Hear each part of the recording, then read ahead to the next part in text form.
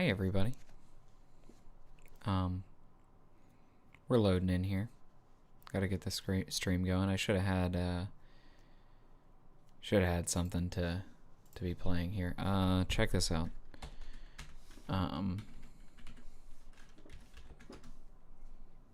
Check this one out, real quick. This will be a real hit with hockey fans everywhere. I'm trying to bring up the chat here so that I can see it on my phone. Looks like people are filing in here. I'd like to see my chat. It's okay. We'll hold off on that for a second. Come on, chat. There, whatever. Alright, this is a Tale of Ben. Yeah, we'll play free-for-all mode. See, in this game, this game is kind of like, it's kind of like the Eastern Conference in a way, where you're really trying to, build yourself up, and be, all you have to do is be better than the next guy, you know? So my plan is to, oh, that guy's coming after me. See, he represented the Ottawa Senators, coming after me, trying to run me down. But in reality, we're rocking and rolling.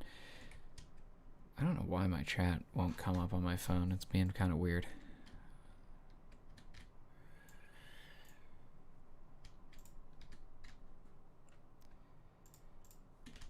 Oh no. See, and I was all because I was trying to see the chat. Let's see. Why will it not come up on my phone? I'm saying. Give me a second. I will figure this out, I promise. There we go. Restarting YouTube. Bringing up my own stream. There we go. Now we're rocking and rolling. Thanks for the kind words about the Sabres videos. I like them. They are, you know, they're a product of the channel in its very early days. I was still in school when I was making the, well, yeah, just barely. I think I'd almost graduated when I was making the Sabres videos. College specifically. I don't know if you guys don't know how old I am. I'm a little bit old to have even been graduating college at that time, but you know, this guy's gonna kill me. Oh no. Where the iPad kids should be really checking this out. I think they'd be into this kind of content. Hold up, well, thanks. Thanks for your content. It's helped me teach about the history of hockey. Yeah, that's awesome. I'm always glad to hear that like new fans like my stuff. I think that's really cool, because I don't know, I like, the more people who like hockey the better, in my opinion, especially if they're from like non-traditional hockey markets like England, you know, or I guess you said the UK. You could be from Scotland or Wales or Northern Ireland, you know, but you know what I'm saying. But yeah, I'm glad you enjoy them. It's I you know, I make them because I make videos that I would like, you know, like that's my ultimate goal, is to try and make videos that I wish existed. Oh no, I've glitched out my little tank. Now I've done it. I don't even think I don't think I can move. Free me. He can only go to the right. I've been played. I've been had. Hey Zach, how's it going, my friend? See, and now you ignore the upgrades. Planning on making more most hated? Yeah, hopefully. I I started doing research on the next one like a while ago. Like before I even had love to cover the Jet. Yeah, I love the Jets. They're great. That I've always had a soft spot for that team. You think I can get this guy? No, but I can get that guy. Yeah. Yeah. Oh. All right, that's enough of that. But yeah, I'd love to cover the Jets. They're one of my like favorite non-Penguin teams to root for. Them, the Sabres, of course. Yeah, I mean, listen, I'm always happy to I don't know. I want to cover as many different teams as possible. Like my goal is to my goal right now is to just take a little break from the Leafs and then start covering some different teams for a little while. I want to come back and truly finish the Leafs series, but it might, it was taking me a while. So I kind of just want to do some individual seasons from different teams and stuff like that. But yeah, so nothing. I don't have anything like super specific planned out or anything like that. But yeah, I was checking out the playoff odds here on hockeystats.com, and he's got multiple different models up here. He's got the market odds. So Hockey Stats has the playoff odds for the Penguins at 99%. I love to see that personally. Yeah, Pinhole's classic, a friend of the channel. I've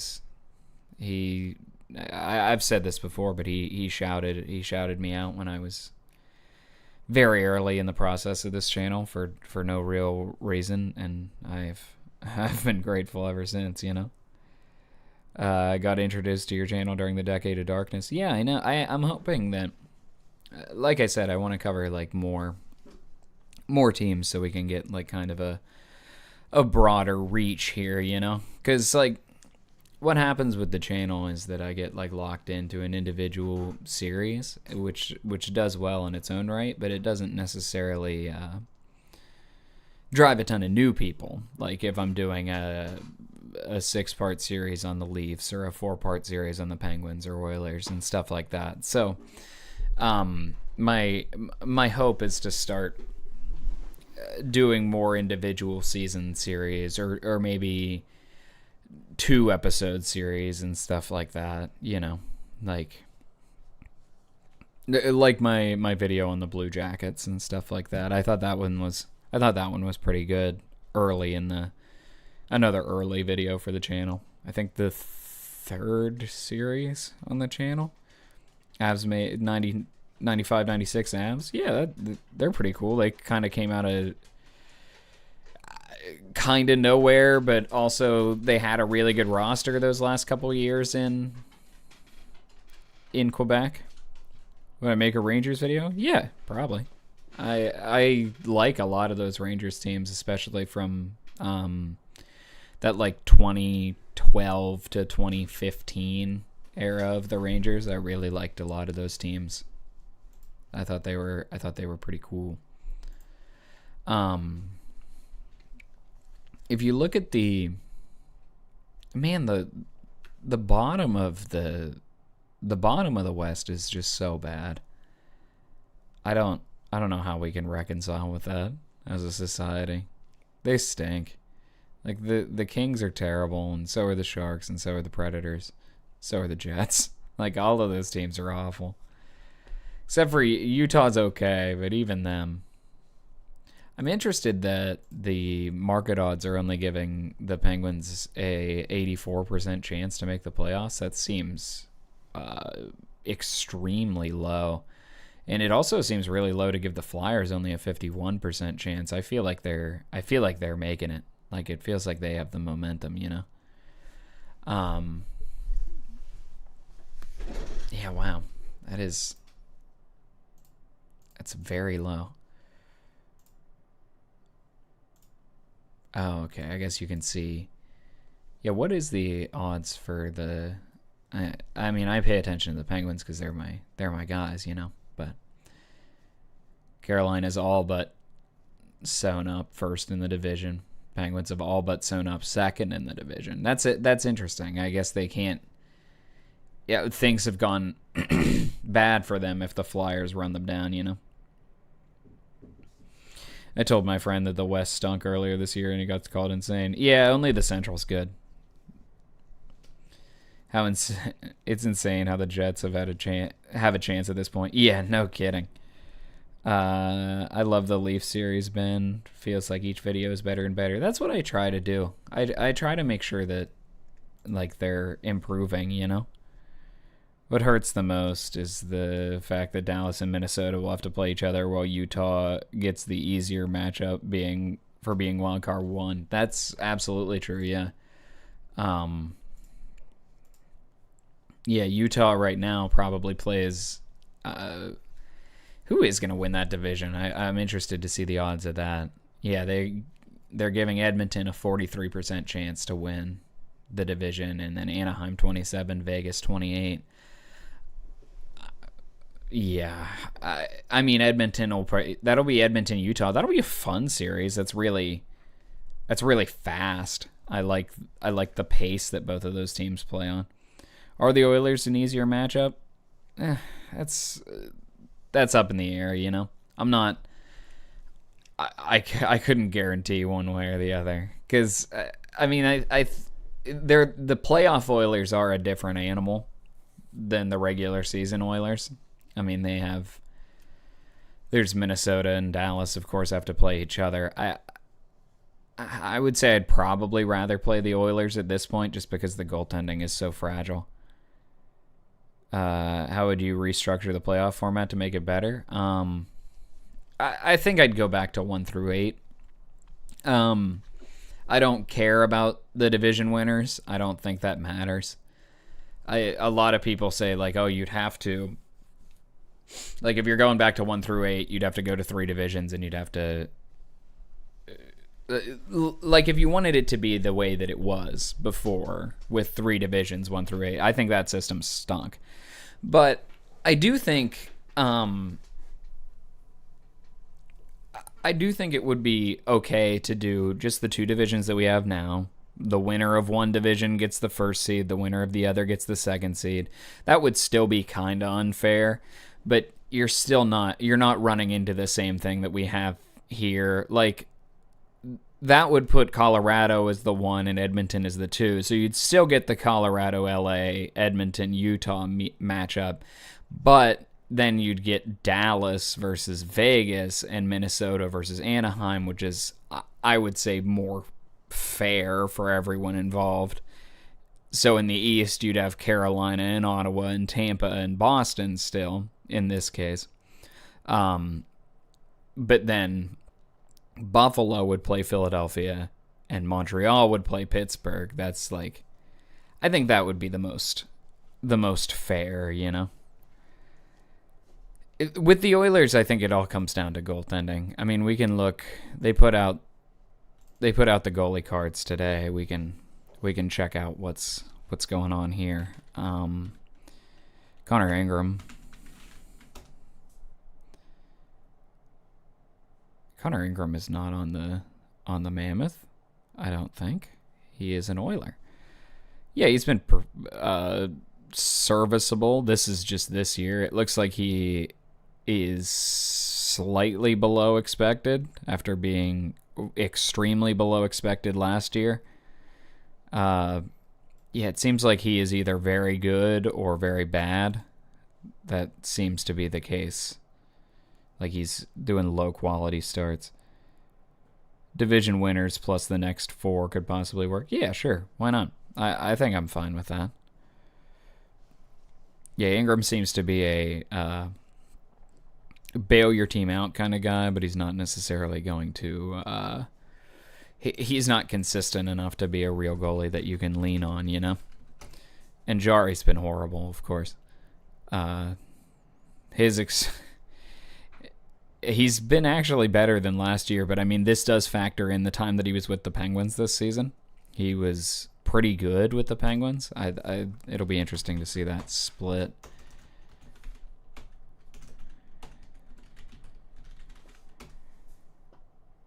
But yeah, let's check that out. Yeah, so with the Penguins this year, he put up a 909, which is that's not bad at all. Oh, I wonder.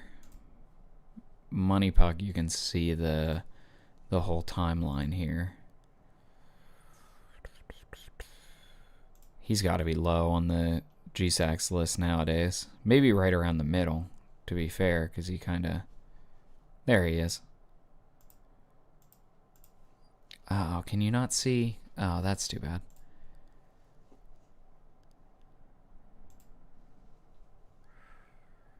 Because you can click on... Yeah, you can click on individual players there. Yeah, 909 versus 850, right. Considering how Skinner has been with Pittsburgh, the defense is absolutely why they haven't had a good goalie since Talbot. Skinner's been okay with Pittsburgh. He's not been like... there's a lot of talk like he's been incredible. He's been good. He's been pretty reliable, but the Penguins defense isn't good. In fact, let's see where I need X goals against. Yeah, in terms of expected goals against, they're actually a worse defensive team than Edmonton.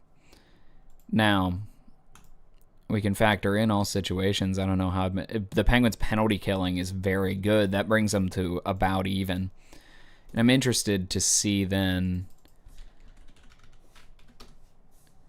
Yeah, and Skinner's not historically a great penalty killing guy. Yeah, but this season you can see where he's started to flip it a little bit. I heard somewhere that he has a higher GSAX than Gustafsson. Yeah, he's not bad at all. He's been pretty good. The consistency number is something that always comes up with him. With Skinner, I think the deal is he will go out and he will always get you 890 goaltending. Like he will be a league average goaltender in terms of save percentage, regardless of the... Oh, that's Jeff. Regardless of the team that's in front of him.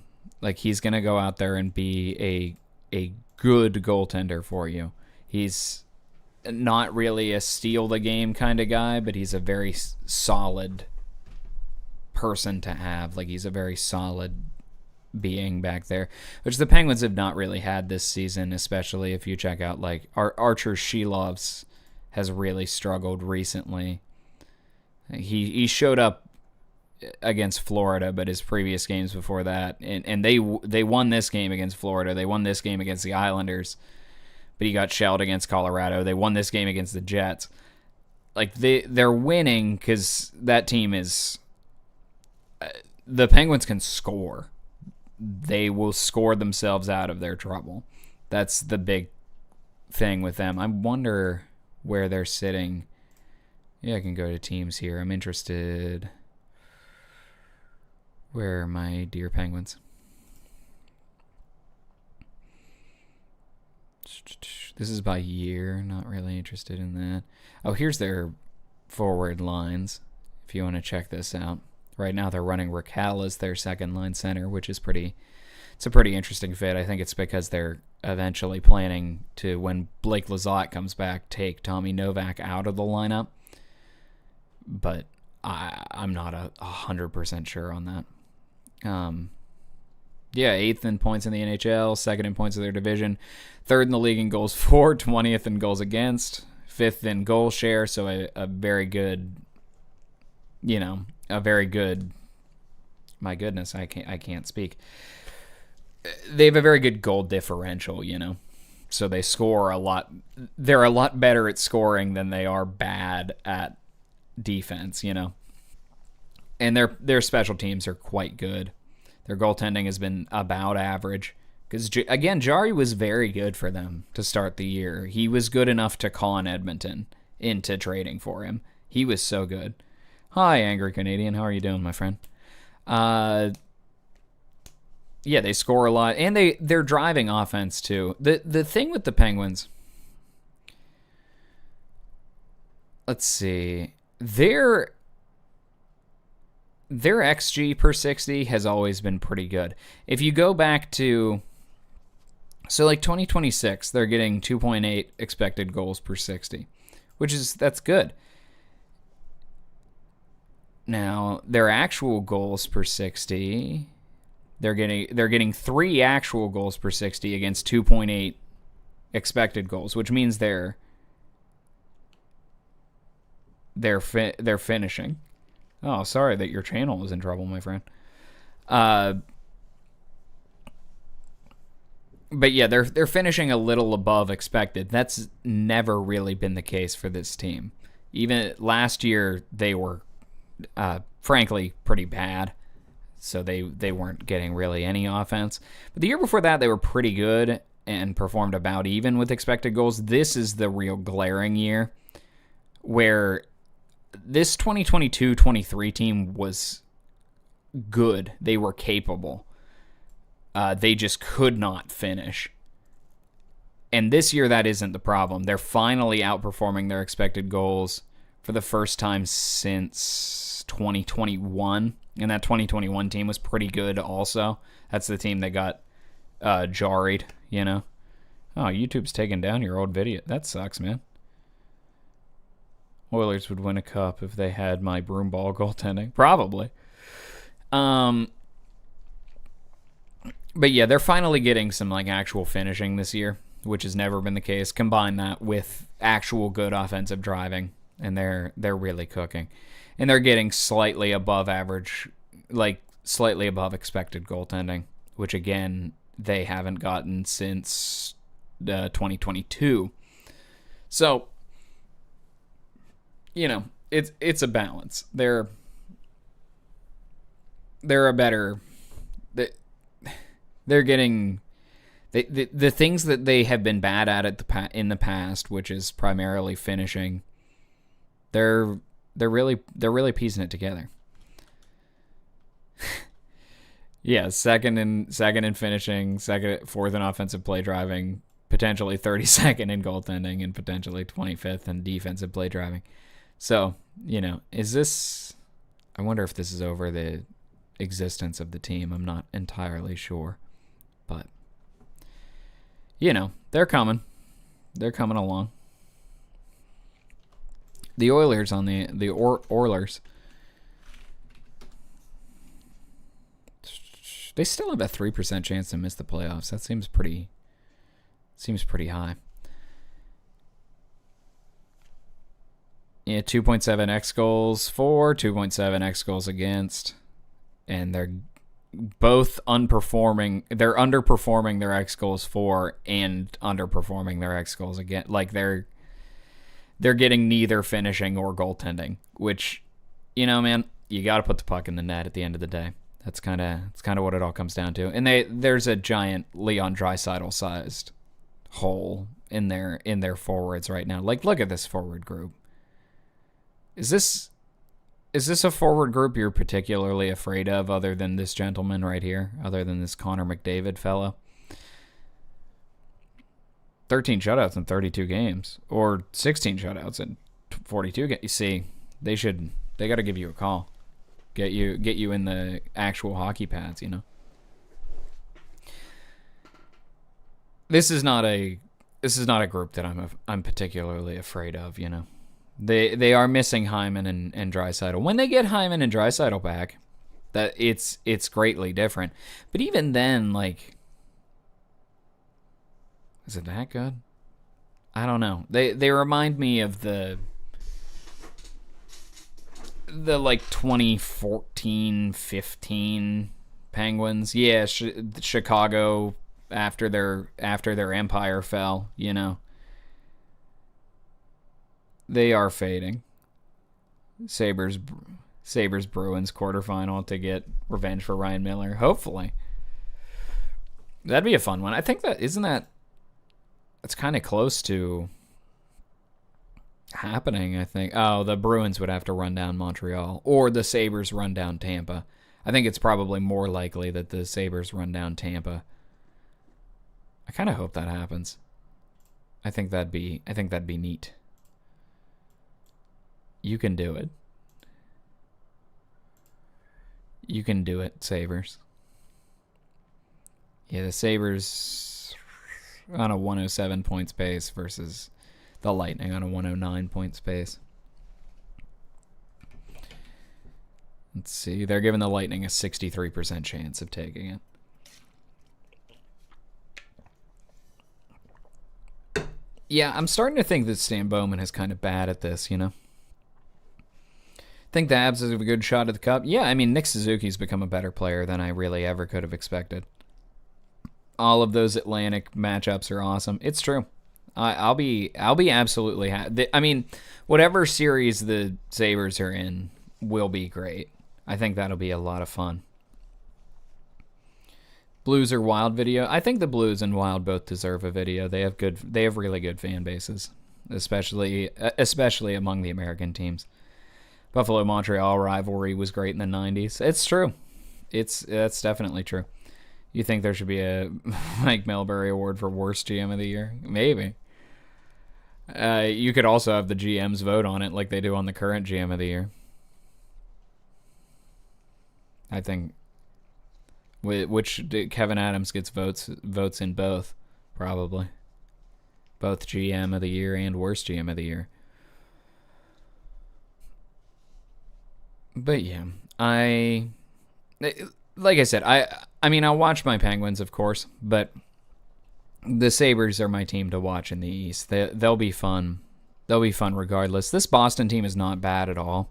I would keep an eye on them, and Swayman is just so good. Friends continue to press me about Yzerman's job security. I keep telling them, one, he's getting promoted out of the role, if anything, and putting aside all of the Kyle Beach stuff, I can't believe Bowman got another...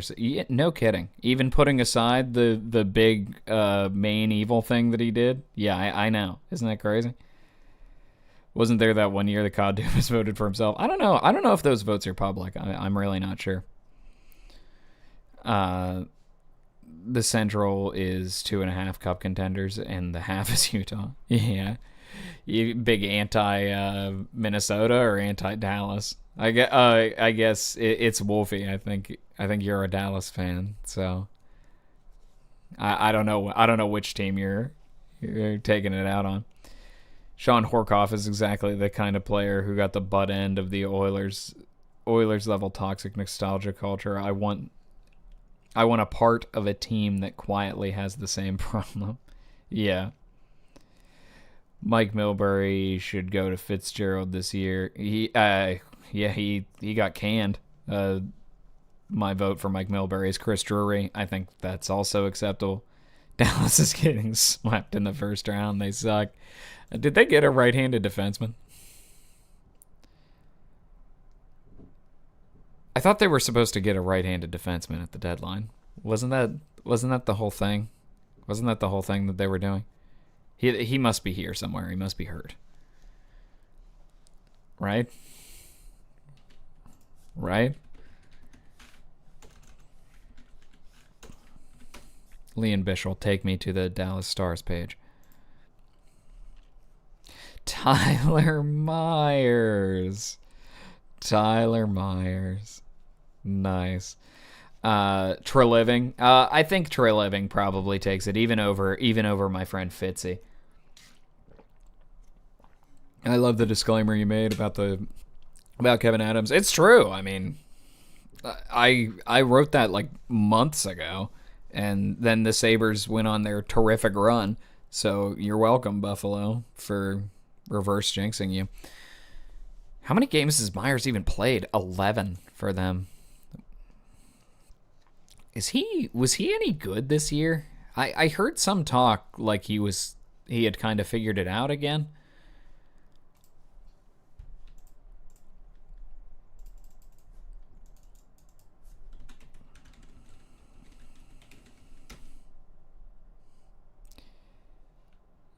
I don't know. I think the NHL awards are less rigged and more just voted on badly, you know? I spelled his name wrong. Okay, yeah, he's still pretty bad, huh? He's still tall and bad. Did you know his brother's in the NBA? Did you guys know that? These fans trading their first round pick to Boston is just character. Is the Islanders hiring DeBoer at the butt end of the season? Yeah. Mm-hmm.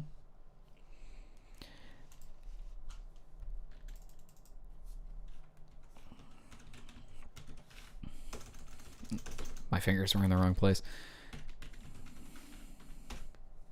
But yeah, did you know Tyler Myers' brother's in the NBA?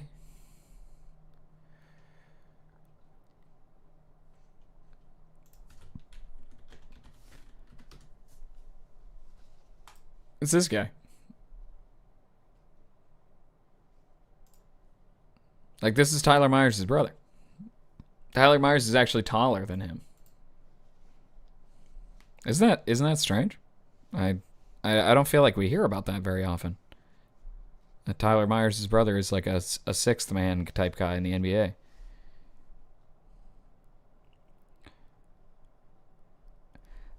Yeah, I think there's 4 Hart candidates this year, really. I don't think they'll vote for McDavid, so there's probably 3. But like you said, if the Sharks make the playoffs, there's a very good chance they give it to Celebrini. It's really hard to argue against that. He has 107 points against Will Smith's 55. So it's kind of tough to be like, oh man, he doesn't deserve it, you know? Preds are trying to interview Tulsky. What are they going to... I mean, I could see Carolina like cheaping out on that kind of thing, you know?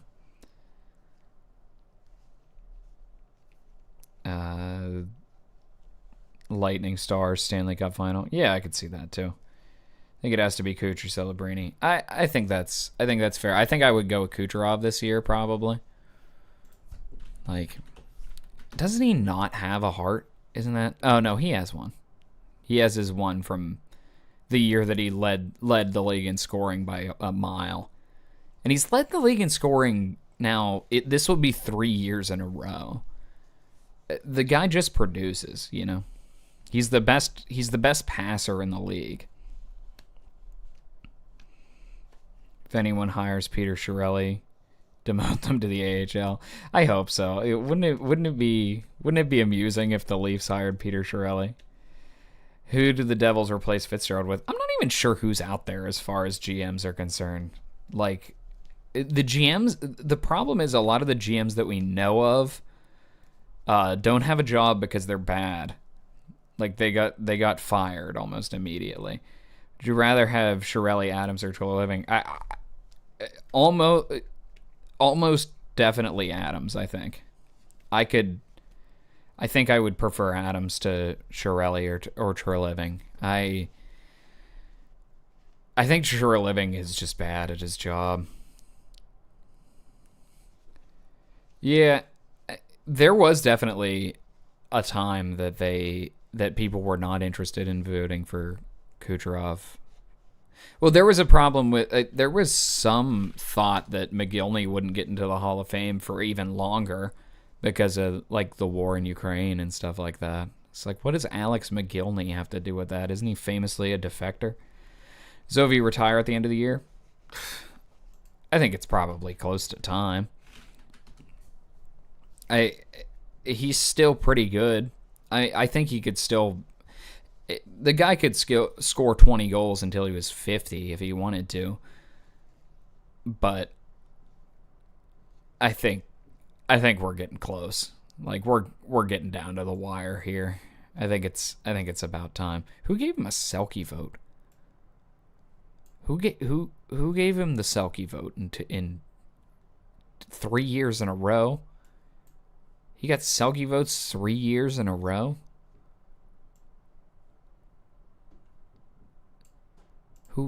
Who did that? Hold on.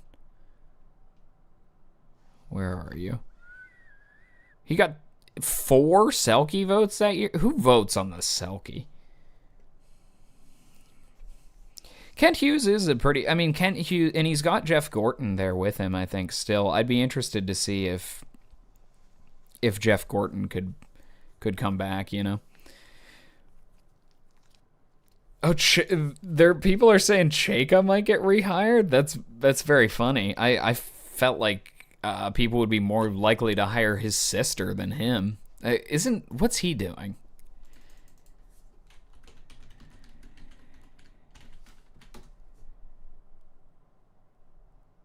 He owns 12 Wendy's franchises. The Leafs interviewed John Chayka. Really?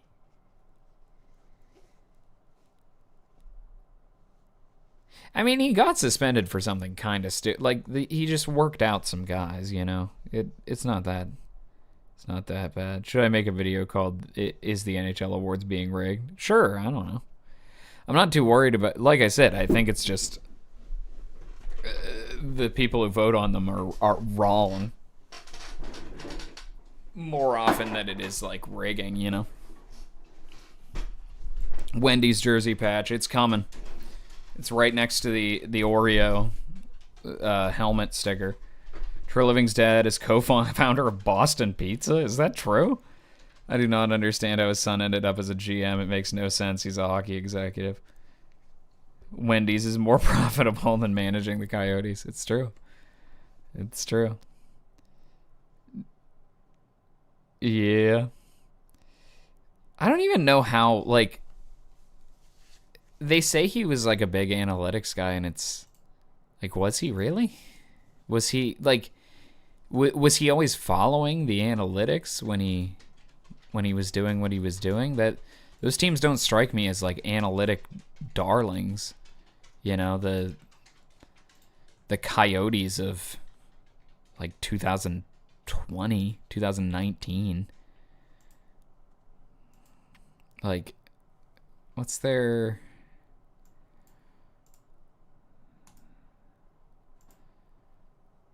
Where are you, Arizona? Yeah, like, whatever. He was big into tanking. Yeah, sure. Which franchise do you see coming back for? The Coyotes. Not even close, truthfully. Video on the 2010s Capitals. Yeah, I mean, listen, my friend Pinholes Graham is the big Capitals man on this website. He'd be more informed about it than me, but I would gladly do a video on the Capitals. I think, especially, I'm kind of interested in like the Yager Capitals as well. He knew Corsi, which was advanced for GMs, especially at the time, you know. It's before Tyler Dello was getting hired everywhere. Money Puck just doesn't want to load, so... Oh, yeah, no wonder it can't load. It's because it's trying to load the 2025-26 Arizona Coyotes. Huh. There we go. There we go. I don't know. It's not like they were a big X-Goals team, you know? Who was on those rosters? Is that like the Max Domi years?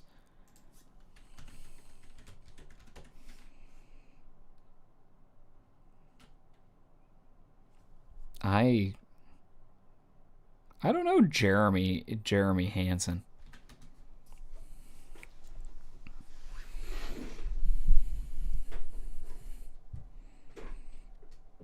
Yeah, I guess he traded Domi kind of early, the Domi for Galchenyuk trade.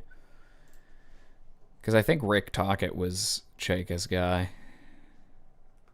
They did win that qualifying round over the Nashville Predators. Everybody remembers that, right? Third in the league in goals against. Is this Kemper? No, it's Ranta and Kemper. Okay. It's the combo. Because they were both really good, huh? And then suddenly we're not. They even had the same goalies. This is the year we got introduced to Aiden Hill. Kessel was on those Yost. It's true. He was on the 2021, I think. Yeah, there he is. Putting up 38 points in 70 games. Boy, that trade didn't work for anyone. Like, I don't know who the Penguins took with the pick they got in that situation. That's the... Oh, they didn't even... Okay, the Penguins traded him with Dane Burks, who I don't think played in the NHL. Yeah, he did not. Him and Dane Burks and a 4th-round pick for a guy who also I don't think played in the NHL, for Galchenyuk, who didn't go so great, you know. And then Pierre-Olivier Joseph, who was a competent 6th defenseman at times for the Penguins, who I think they lost on waivers and then got back on waivers.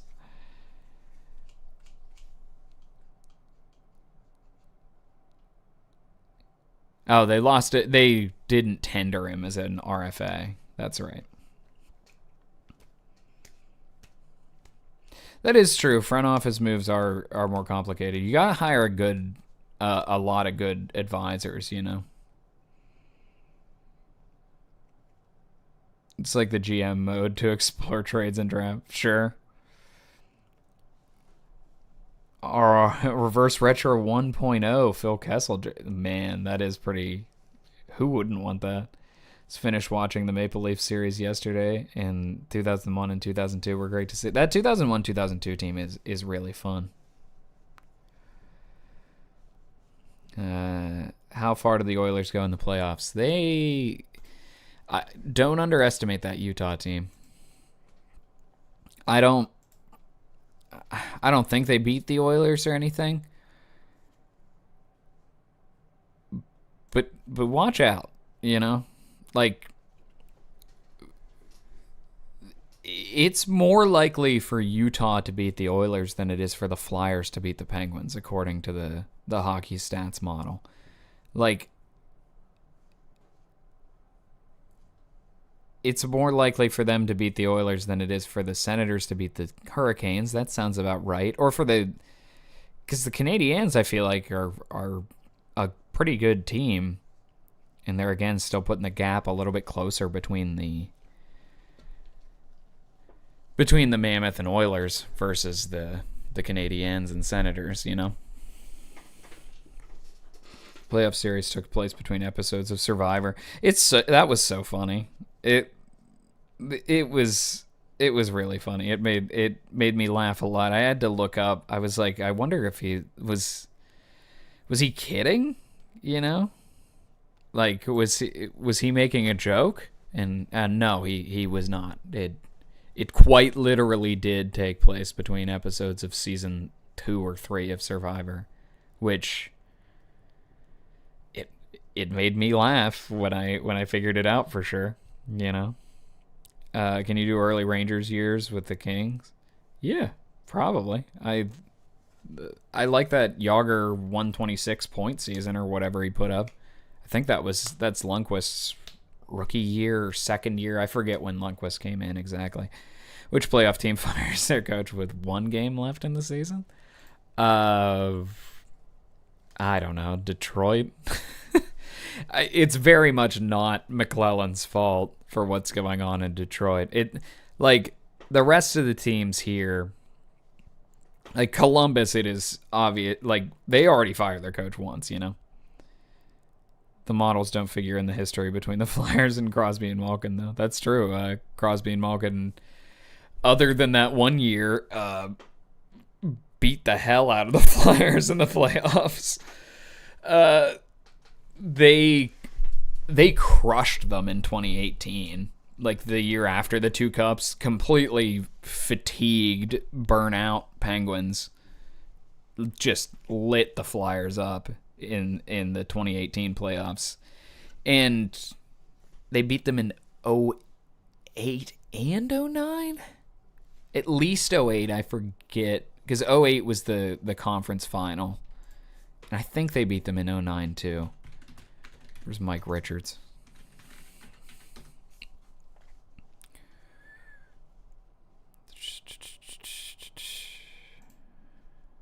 They did. They beat them in the quarterfinal in 2009. Yeah, so historically they've owned that Flyers team other than 2012. The 2018 Penguins were they were holding it together barely. They lost so much of their depth by the time the 2018 season rolled around. Like, they were relying a lot on guys like Carter Rowney, you know. Like, there's no Bonino here.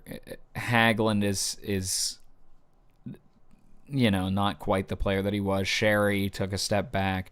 They did have Gensel and all that. They had Gensel, and they had two good lines. They had the Crosby and Gensel and Hornquist, and then Malkin and Kessel, and I'm not sure who was playing with them at that point. I think it might have been Hagelin. But they were playing a lot of Dominic Simone with Crosby. I remember that. They trade for Brassard. It blows up in their face. Like, that trade aged horrifically. Scott Wilson doesn't become the player that they really hoped he would. John Sebastian Day, they really hoped would be something. I think Utah would overperform the model versus the Oilers. A lot of medium danger chances finishers in that lineup would prey on. That's absolutely true. I could see Dylan Guenther lighting him up. New coach won't help, but clearly checked out Dylan Larkin. I think it's time for. I think they got to make a change there, brother. Can I get some honest thoughts about this Pens team? Do you think making the playoffs is like the death rattle of the score, or could they repeat this success next season? Didn't realize Gensel wasn't on the 2016 Pens team. It's true, he was not. He was on the 2017 team, and he came up mid-season in 2017. But yeah, he was not on that 2016 team. That was Sid and Rust and Sherry more than it was. Like, the 2016 team, I think, was the better of the two, just because they even not factoring in Gensel, because it was just so deep, and the goaltending that they got from Fleury and Murray was incredible. And they also had Letang in the playoffs. 2017, they don't have Letang in the playoffs. He's hurt. But how do you like Big Elm and his few showings? Boy, I was not sold on him at first. I thought he was just kind of a big. I saw somebody online call him a cardio merchant, which, yeah, kind of. But I think he's really showed up, especially over the past couple games. I know a lot of the critiques surrounding him in Detroit where he couldn't finish and he didn't really play like a guy who was 6'8". Like, he didn't show a ton of physicality. And he's gotten in, like, he got in a fight in that Islanders game and beat the hell out of Scott Mayfield. And he has now 3 goals in his last 5 with the Penguins. And like, some of that is puck luck. He's on the Penguins' fourth line is really, really good. When you see them in the playoffs, you'll be astonished by how good a line of Connor Dewar, Noel Acciari, and Elmer Soderblom is. But they are really good. A really effective fourth line isn't necessarily always creating scoring chances, but they're dumping the puck into the opposing zone, and they're going in and they're making sure that the puck stays in the opposing zone for as long as humanly possible. And the Penguins' fourth line, if you watch them, that is exactly what they do every single time. They dump the puck in, Dewar comes in like a maniac, and they just break it up, and they muck around in the offensive zone, and they tire the other team's line out. They don't give the opposition a real chance to counterattack, and they just suck the life out of the game, that's great. That's exactly what they should be doing. So I am extremely, extremely impressed by that. Like, I think the Penguins have a really good fourth line. Now, is this the death rattle of the team? I don't think Malkin plays like he has this year, next year. I think the odds of that are fairly slim. But Crosby's still there, still playing at a high level. Carlson, I don't see why they would move him. I know his value is really high right now. I assume they re-sign Mantha. I don't see why they wouldn't do that. They have millions of dollars in cap space. Raquel has put it together. He had a tough year very early, and he won Player of the Week this past week. They have a lot of pieces. I think Brazo's signed for next year. He's been quite good for them. He was better earlier in the season. He's kind of settling in as like the third, fourth liner they expected to get. They have Blake Lizotte signed. Like, they have a lot of guys under contract and some decent guys coming up. Like Rutger McGroarty, he's struggled a little bit this season, but he's crushed in the AHL. Avery Hayes has struggled at the NHL level, but he's crushed at the AHL. They're getting Harrison Brunick will come up, I assume, next year. He'll get some time in the AHL here at the end of the year. He just signed his contract with them. Or I guess not his contract. He just reported with them. They've had a real step up from Ryan Shea. They've gotten a great performance out of Parker Wotherspoon. And they have their goalie of the future in Sergei Murashov, who they have the utmost confidence in moving forward. There are pieces here. I don't know if I can guarantee that they do what they've done this year again next year. That's a really high bar that they've set for themselves. But next year you get a 19-year-old Ben Kindle. You get a full season from Igor Chinnikov, who has been just incredible with the Penguins. Assuming they don't get like a massive step back from Carlson, who has really... I love Sid. Carlson's probably been their best player this year. He's been just incredible for them. He has been so good. He dominates especially since the Olympics, he has just dominated. Now, Letang is going to get worse. He's been pretty poor this season. He's going to only get older. Their defense is not great. But Sam Girard was awful in his first couple games with the Penguins. He's really stepped up. It's coming together, you know? The pieces are there. If they don't make the playoffs next year, I'm not going to be hugely surprised by that. But they also haven't wagered their future in a way that would make it so that they couldn't just continue moving forward, you know? Like, they didn't... If at the trade deadline they traded... Like, they picked 3 times in the first round last year. They took Bill Zonin. They took Will Horkoff. Like, you hear a lot about Ben Kindle, of course, who has been just terrific for them. At the very worst, the worst case situation... Like, the worst case scenario for Ben Kindle is that he is a above average third line center in the NHL, which he already is right now. He is a very good third line center. If he can take a step forward and succeed Malkin, like, that would be great. Crazy that Malkin's outperforming both his tools profile and his injury history, not just his... It's true. He moved to the wing, which forever people had been saying Malkin can't move to the wing. He can't forecheck. And he moved to the wing and has been great. Like, he has a lot of chemistry with Tommy Novak. He has a lot of chemistry. Like, now they're playing with Ricard Raquel. That line's been great. Malkin is really... He's changed his game a little bit. He's relying a lot more on his passing. He can't... In his earlier years, he used to be able to just overpower people. He can't necessarily do that anymore. And I think he's just become a smarter player this year, which is really good for the Penguins. And he wants to come back next year. I I think they should bring him back, give him another year-long contract, and see how we feel at the end. But there's a lot here. I could see them continuing success. If they don't make the playoffs next year, like I said, I wouldn't be shocked.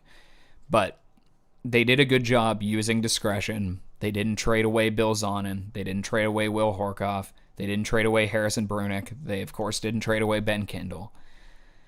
And I see a lot of, especially now that Toronto is where they're at, there's a lot of people connecting the dots. Like, hey, maybe the Penguins would be a landing spot for an Austin Matthews or a William Nylander or something like that. And they have the assets to swing a trade like that. Like, they have the assets to do Kindle and Horkoff and a roster player and a first for a Nylander or a Matthews. I don't really know if that makes sense for them at this time. I think it kind of throws off their timeline. Like, they're trying to smooth between two different eras right now, and I think they have a really good chance to do that.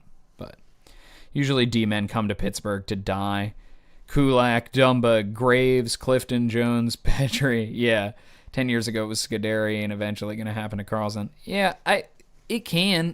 Kulak kind of revitalized himself in Pittsburgh. He reset. He's been pretty good with the Avs, from my understanding. Yeah, he's playing decent minutes with them. He struggled with Edmonton and then really fit in well in Pittsburgh. It's hit and miss, because the Penguins saved some defensemen's career, and others fizzled out here. Like, I think about Trevor Daley, of course, as somebody who really got, when he was in Chicago at the beginning of that year, when he got traded for Scuderi, it looked like it was curtains. Like, he was playing under 15 minutes a night. He had 6 assists. He comes to Pittsburgh, gets back on track, and he plays another 3 years in Detroit. Is he that great? But, he came back. Are Skinner's negotiating rights getting sold at the draft with Miroshov coming up and Skinner hitting UFA? There's no way Skinner feels like he has a future in Pittsburgh. I'm interested to see what they do, because everything you hear about Skinner, that's something interesting, is how much his teammates adore him. And he has fit in really well in Pittsburgh. They really like him as a guy. Not that at the end of the day should play that big of a role in who stays and who doesn't, Future Penguin Morgan Riley. I think they're loading him into a cannon right now to shoot him into the sun. I'm interested to see what they do with Skinner. I think it'd be kind of cool to keep him. I don't know what Shilov's contract situation is, because you're only keeping one of them, and then you're bringing up Miroshov. That is very clearly the plan. Ruin his career in Pitt if he comes. Yeah, that's true. He would. But I'm very interested to see which one of Skinner and Shilov's they keep. I think Skinner's probably in to make a decent amount of money. He is obviously the better one of him and Shilov's, but I'm interested. I'm interested to see, because the answer is Miroshov long term. They also have a couple other their AHL goaltending that they've gotten this year. I'll have to bring up elite prospects, but they've gotten some pretty good play from Yoel Blomqvist played in the NHL last year, and he's been decent in the AHL. I don't really know the AHL's average save percentage, but if it's like the NHL, that's 909 is not bad at all. I think, what's his name? Yeah. Oh, I guess he's in Lexans now. He was in the Penguin system. The kid they called up the other day, I think his name's Taylor Gauthier, has been a quite good ECHL goalie. And again, it's the ECHL, so grain of salt. But they have goalies in their system. Like Gauthier signed to a contract with them, and they also have. Don't forget, not that you would have ever remembered, they have Gabriel Daig, who was once franchise legend, franchise mode legend Gabriel Daig, who is only 19 and has come into Wheeling. He's that's a really good save percentage for the Q, you know. I've heard mixed reports on his progress, like his development, but, you know. Would Larkin fit in those transitional pens? Larkin's fun. I just don't think they're really... Josh Yohe keeps talking about, he thinks that they're going to make this like a big swing over the summer. I'm not really sold on that. I don't really know. I mean, he would know more than me, but I don't necessarily think that they're going to take this huge swing over the summer and really change like the look of this team. Well, they got a lot of Latvians. But yeah, I don't think they're necessarily going to take like this massive swing and bring in somebody new, but we'll see. Riley for Nurse forming the bones of a deal was my prediction before Treliving got fired. Yeah, what if you had Morgan Riley, except he had a horrible contract instead? How bad is Riley's contract? I know he was locked in for a long time a while ago, but... Morgan Riley... I can't spell that poor guy's name. Riley Puckpedia. Morgan Riley Puckpedia... He's still got 4 years left, huh? That's 7.5, huh? How much longer will Sid play? As long as he wants. The Penguins will never push him out. Like they will sign him as long as he wants. Yeah, I mean he has no reason to. Even the most skeptical person, he doesn't really have any reason to leave Pittsburgh right now, you know. It's a lose-lose trade. Yeah, And with Brad Treliving, it would have been really great for everyone involved. Who's old? Are they the same age? Oh, Riley's older. Really? Older and a little cheaper. He expires at age 36. Nurse expires at age 35. Oh, that's interesting. It's the base salary. It's a backdiving contract, but it's a bunch of signing bonuses. Okay, I see. Doesn't that make it like nearly impossible to buy out? Isn't that what that does?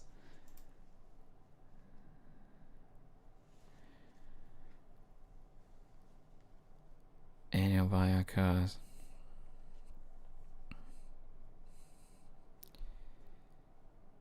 Original cap hit. What are your savings?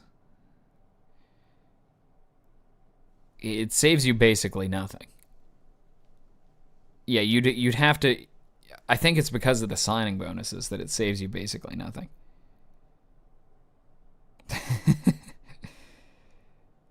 Yeah, you can't buy out Nurse. It's 1 point. You would have to find a player of Darnell Nurse's caliber, which, like it or not, he's competent.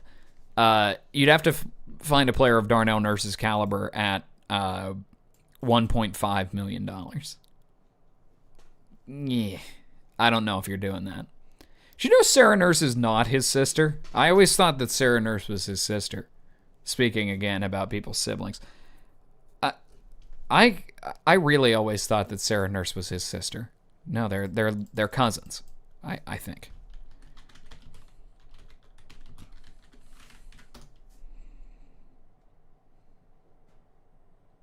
Yeah, they're cousins. Which means she is not related to Donovan McNabb. So, if that means anything to you. All right. Yeah. Sarah Nurse and Darnell Nurse, not siblings. It's like Amanda Kessel is related to Phil Kessel. So at least we have that.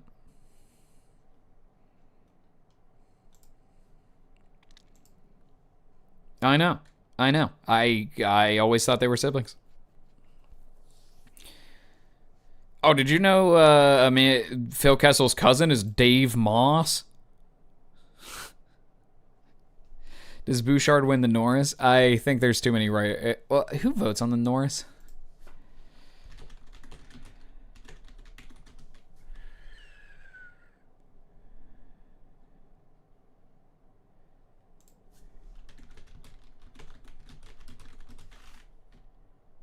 Oh, gosh, damn it. Who? No, Chuck Norris isn't voting for anybody.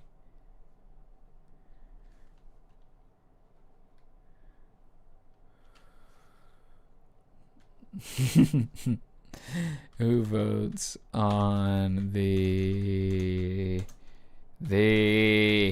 Norris Trophy? Okay, so it's the writers. Yeah, no chance then. 0% chance. If it was a smaller base, maybe the broadcasters might have given it to him. I don't think. I don't think they give it to him. But yeah, Dave Moss. So Phil Kessel, not the first of his cousins to score 20 goals. Well, actually, I think Phil was in the league before that. So never mind. But Dave Moss, cousin of Phil Kessel.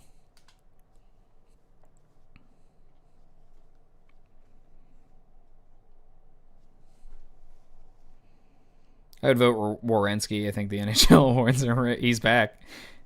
Yeah, it should be Werenski. You are correct. I am not a Bouchard hater. I think his underlying numbers are a little bit better than you would expect, but yeah, like they have him 56th percentile defense. His defense. I think the thing with Bouchard, it was always the problem with Letang. It's been the problem with Carlson. It's been the problem with a lot of really offensive defensemen, is that when they make mistakes, the mistakes are glaring. That's kind of the whole issue. It's got to be Werenski this year. It has to be, because it wasn't him last year. It should be him this year. He probably should be a legitimate MVP finalist. Maybe, I think my top three for MVP would be Kucherov 1, Werenski 2, Celebrini 3. But boy, it'd be close. I vote Ovi for Selke. That's nice. He has his 2 defensive zone starts this year. Yeah, it should be Werenski. Any thoughts on the DeBoer hire? I think it's odd, but I heard it. I think it was the Athletic Hockey Show. I forget. I think that was where I was listening to it, but they put it pretty well, where they were like, it was clearly to jump the line. You know what I'm saying? Like, it was, DeBoer is available. We think he is a better coach than Patrick Waugh, which he is. I don't even think Patrick Waugh is a bad coach necessarily, but Pete DeBoer is a very good coach. We think he's a better coach than Patrick Waugh. Can we jump? Can we improve right now by bringing him in now instead of the off season? Because in the off season he'll have the pick of the litter. He can pick whatever team he wants to sign with, you know. So they wanted to lock him in right then, put him into a playoff race, you know, and see if they could make their team better. I do understand that. I don't think it's necessarily a bad move. We'll see, you know.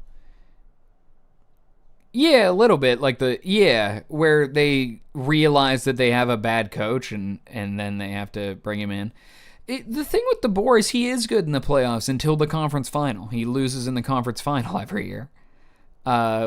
What's the argument for Celebrini at 3? It's the Taylor Hall argument, which is it's faulty, but he is just so much better than everybody else on that Sharks team. I think something worth looking at. Something worth looking at. Taylor Hall's 2018 Devils. That's the year he wins the Hart. He has Nico Hischier with him. Nico Hischier, 52 points. That's a good center. But, I mean, not much else, right? And how old is Hischier at this point? He's young, 19. Is that his rookie year? Yes. Okay, so it's rookie Nico Hischier. And basically nothing else. Okay, sure. And they... Man, their goaltending was Keith Kincaid and Corey Schneider. And they got their asses kicked in the first round of the playoffs. Like, they got slaughtered. This was a bad team carried by Taylor Hall. I think the gap is the gap between Celebrini and Will Smith. Sheer quantity, it is larger. It's a 52-point gap. Now, there are actual other players on this team. Alex Wenberg looks to be having a nice season. I know that William Eklund is a good player. Tyler Toffoli is a good compliment. Colin Graff came out and scored 20 goals this year. But the defense is not that much better. Like, is spent Dmitry Orlov that much worse than Will Butcher? I don't know. Vasi for the Vezina. It seems, I think the GMs vote on that, and I think it is going that way. Sorokin should win it, though. Sorokin, and my understanding is that Swayman has been just utterly terrific this year. So I think Gabe's right. I think either of them. Do you think San Jose would? No. They would be close to league worst team. Like, Smith was hurt this year a bit. Oh, okay. Yeah, Will. Yeah. Mm-hmm. It looks like he missed about like 15, 13 games. The Taylor Hall argument isn't satisfying to me. That's reasonable. It is the most valuable to his team thing, which, like I said, is not. It's a flawed argument ultimately because he's not. Is he better than McKinnon? And who's to say? Like, here's an example: are the Sharks? So, are the Sharks better than the... I'm going to use a weird phrase. I'm going to say more better here for a second. Are the Sharks more better than the Blackhawks than the Avalanche are than the Sharks? I think the gap between the Avalanche and the Sharks is larger than the gap between the Sharks and the Blackhawks. So, I mean, that would be an argument for Nathan McKinnon. Sure. I think factor him in. McDavid has done a lot with a little this year. He's put up great numbers. I think it is so tight up at the top. I think ultimately it's Kucherov.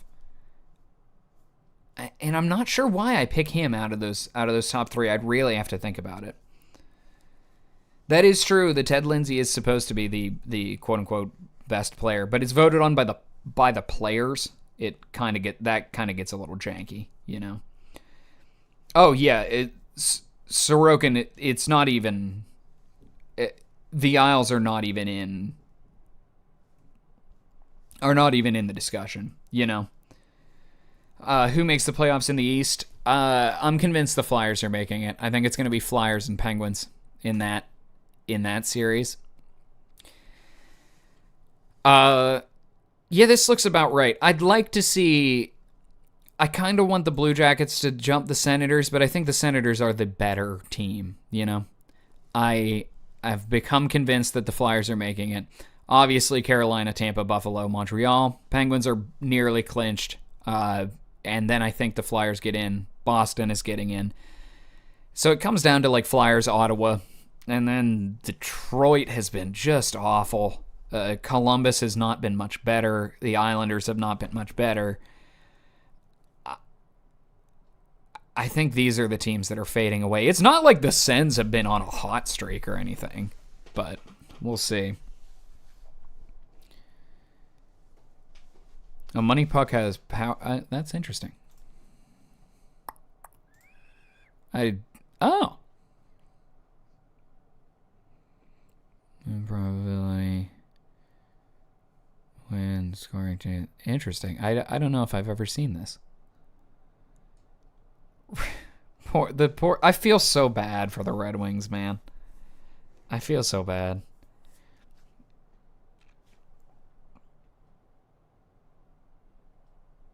McDavid should win the Hart if the Oilers win the division because they're without Draisaitl and Hyman down the stretch. Sure, yeah. Philly-Pittsburgh would be a huge test for this Flyers team, especially Michkov and Martin. We might find out who they truly are. I think Porter Martin's... He's played quite well. And Michkov was awesome last year. So, I don't know. Yeah, Vegas in third is kind of crazy, huh? It's an identical situation to... Power score is calculated by their ability to win, scoring chances score, goaltending score. For example, a team with a 55% chance of beating an average NHL team would have a power score of 5%. Interesting. That does seem high for Vegas. I guess their goaltending is just so horrible, but they're still producing chances. I guess that still seems high.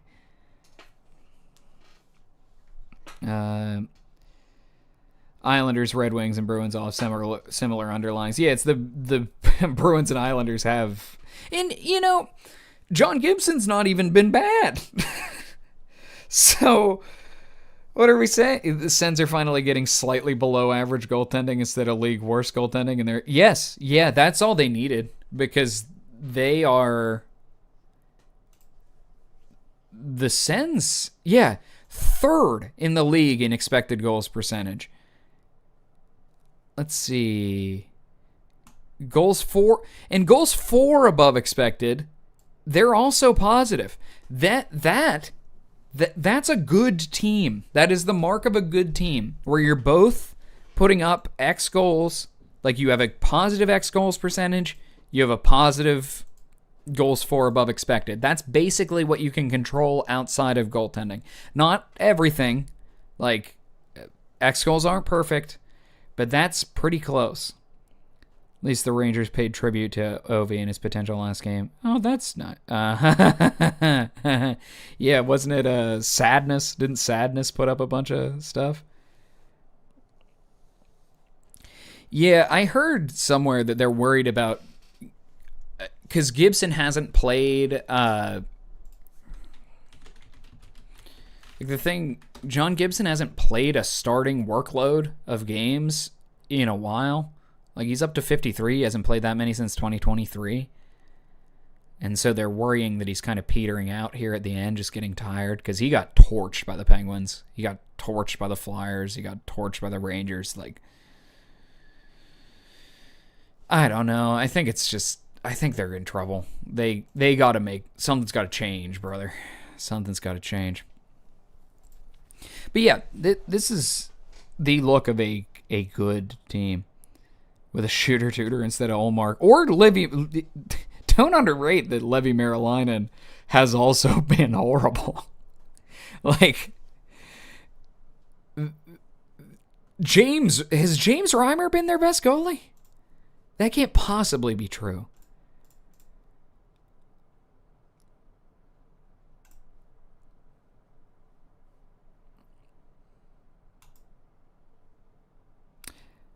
Where's the expected goal? Is the expected save percentage?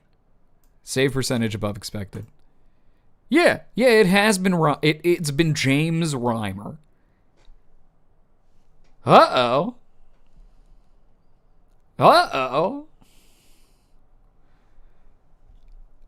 And Matt, just a nightmare goaltender. Like, Levi Merilainen should not have been this horrible. He was good last year.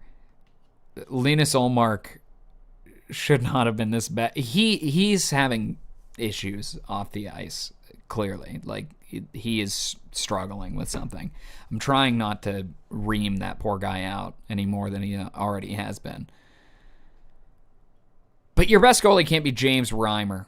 It just can't. It cannot be James Reimer. That is not going to work. You are not going to be a good team if old man James Reimer is your best goalie. That's what happens when you got AHL goalie. Yeah. I don't know.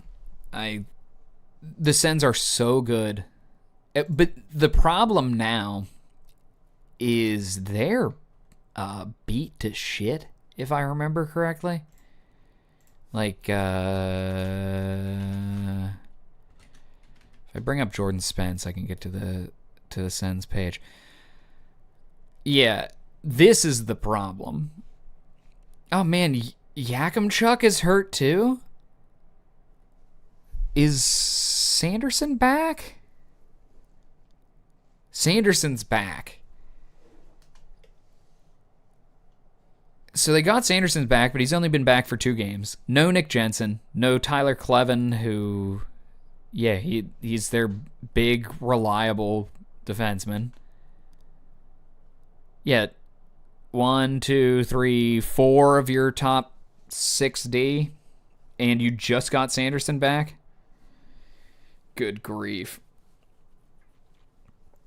Empty the net for an entire period and had the extra skater. Maybe. Sanderson is back and Shabbat is close. They need Shabbat. I like Thomas Shabbat a lot. I think he's a real good player. Dennis Gilbert's a defenseman too. This is a guy that I am not familiar with at all. Random 7th defenseman from the Western Conference. They're such a good team. They are such a good team other than the goaltending. If they can get anything out of Ullmark, watch out for them in the playoffs, man. Like, if they get Carolina, that will be kind of a bowling shoe ugly thing, but, you know. Travis Green won't be getting Coach of the Year discussion, but he should be. Yeah, honestly, yes. Travis Green has done great work with them. He's kind of been a decent coach in a bunch of different places, honestly. He's not a bad coach at all. And I was with the Canuck fans where I thought he sucked. He does not. He's been pretty good in a few different places. But yeah, he was good with Ottawa last year. Good with Ottawa this year again. But yeah, it will probably be Dan Muse. But we will see. I am going to step away for a minute. I have to go pee. So I will return. Let's see. Can I bring something up on YouTube to entertain the masses with? How about a full game from the 1999 Blues? And we'll go to this time code. All right, I'll be right back. Oh, I'll be right back.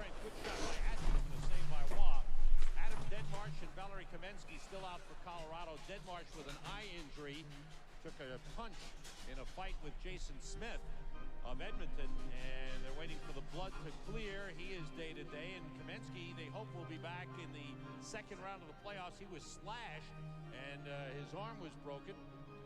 And they certainly, when those guys are back, just adds to the overall talent and depth of the Colorado Avalanche. Well, that's why you have to give them certainly a very good chance to win the Stanley Cup. Again, I think that their goaltending is the best in the West. With Patrick Waugh and his experience and the way he elevates his game in the playoffs. You saw a look at Mark Hunter there, or pardon me, Dale Hunter on the bench. So they've got plenty of experience, plenty of scoring. All their defensemen are healthy now, which is obviously important. And maybe the best skating defense in the league. Yes. Move it well. Put out in front. Dimitra shot saved by Waugh. He covers up. Pavel Dimitra, always dangerous around the net. 3-4 2:49 to go in the first period. We're into the final week of the season. The team's jockeying for position. We talked to Al McInnes of the Blues about the position for the playoffs.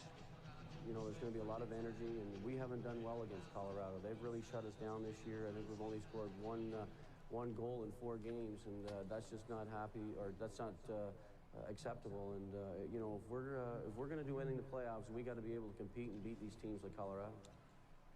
Now, the other thing that they're trying to do, one of the big reasons, according to Joe Quenneville, that they haven't scored is because of Patrick Waugh. Not just him making the saves, which he's been obviously very good at, but the other thing is handling the puck and making plays. Since his dreadful start, he was 1-6-1 at the start of the season. He has been tremendous. Sakic wrapped up by the long arms of Chris Pronger. Now Fleury gets it to Sakic. Shot deflected over the top. Sakic with 23 points in his last 13 games, which includes 7 multiple-point games. Milan Hedros around the net. Good job by Dimitri to stay with him. Fleury checked by Pronger. And the puck is cleared up into the crowd and play stops with 2:54 remaining in this first period. And now Ozolinsh complaining to the referee Rob Schick that he was taken down in front of the net, which he was. Remember, moving around, look for the opening. Ozolinsh, a defenseman, had moved in. He was directly in front of the net. And the offside wing on that side was Bartechko. And he had his head on a swivel. He was looking for him, found him, tried to stay with him, took him down, and no penalty was called. Sandis Ozolinsh. Big shot. The puck so well from Colorado. Okay, we're back. Very important to the chance. Feel like a pound and a half lighter. For the face-off. Played to the boards. Great debris. AI voiceover. Yeah. I should just read Reddit stories while 2:43 to go in the first. The game remains scoreless. while AI plays. Hold on, can I keep showing you guys this screen while I... Lewis at the Kiel center. A penalty is called on the play. On Oops. the Colorado Avalanche. Looks like an obstruction of Okay, play good. call. So I can look up Play something St. Louis. else. Now, as Al Let's see if I McInnes, can... who is lined up on the boards, and We'll as keep the- we'll keep Blues and Avs rolling. But I am gonna look up. Let's see. He goes down. The referee Rob Schick notices it from the other side, makes the call. So St. Louis was I haven't looked into. this first period. Oh, they did officially cancel the World Championship in Dubai. Reichel playing to Oh wait, in Dubai. Oh, that's Division 2, Group A. That's one of those That's a much higher division than the other one. away from. You know, there's no need for it, even to slow him down. It doesn't matter. Why give the Oh, referee man. an opportunity to make one of those calls when you're in the offensive zone? It's best just to let it go, regroup, and go from there. Blues have McInnes Open the and stream in Pronger. YouTube. Turgeon, Dimitrov, Goaltending from this era irks me. Yeah, it looks ugly. 26, Sean Podine, number 25. Let's see. Forwards for Colorado on the penalty kill with Adam Foote and Alexei Gusarov on defense. Division 1B, don't care. Drives it around the boards. Division 2A got canceled. Mitra checked by Gusarov. Sad. Waugh Division 4 got canceled. missed by Oh, Division 3B doesn't start until the 13th. Colorado. A two-man advantage. It looks like Division 2 Group B is going right now. And it looks like They got any looks like streams? it's going off, and you can see the reaction of Bob Hartley. Well, Chris Pronger made a good play on the boards, keeping the puck in. Now watch Patrick Waugh. He's going to play it. Now watch the puck. It's going to come off the glass this way. Takes a funny bounce off the glass. Oh, there's a game live right now. And that was Turgeon that tried to get the shot, and Adam Foote came over with the stick, put it right on the hands, and Foote goes off. Here it is, 52, right there, slash. Right Can on the I- right hand. And it's all because the puck came off the glass funny, hit one of the partitions, and instead of staying on the IHF TV. Where can I... straight back to the Let me slot. watch it. And Adam Foote had to react quickly. The Blues end up with a scoring chance. And now a real opportunity for St. Louis. They'll have the 5-on-3 manpower advantage for the next 1 minute and 30 seconds. I think Mario's season is the best of all time. Points per game because he played 74 games and had 205 points. I don't know. Different division. I'm all in. I'm all in on I'm all in on Mario's year. He came back from cancer, you know. Chris Pronger to Al McInnes. Al McInnes with his 7th. Hold on, I think I'm getting closer. First in 5 seasons with St. Louis. He's got the big shot. Yeah, he does, but he's a very unselfish player. If he doesn't have time to take the shot or doesn't think it's right, he'll move it to a teammate. He's got the puck now. 2 forwards on for Colorado. Yell and Codine. 1 defenseman, Kucherov. Down low, Young. Missed by Dimitra. Shot by McInnes. I thought. Oh, I thought we had a goal. Where is Division 2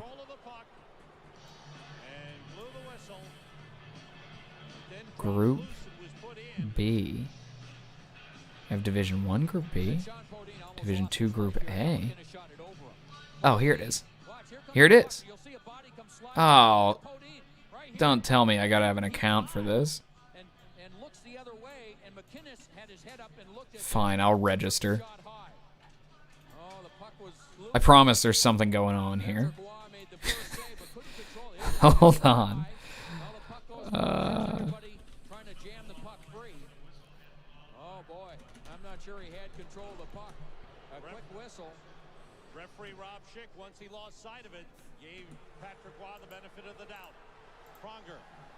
Now McInnes. Oh man, I gotta scroll the whole way to the bottom for the United States to put as my country.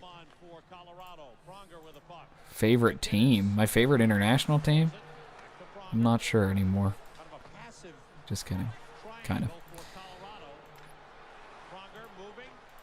I guess if they have to disclose my... Why do they have to disclose my personal data? You don't need to do that. I'll agree to the terms and conditions, but I'm not having the IIHF disclose my personal data. Oh, I gotta go to my... Good lord.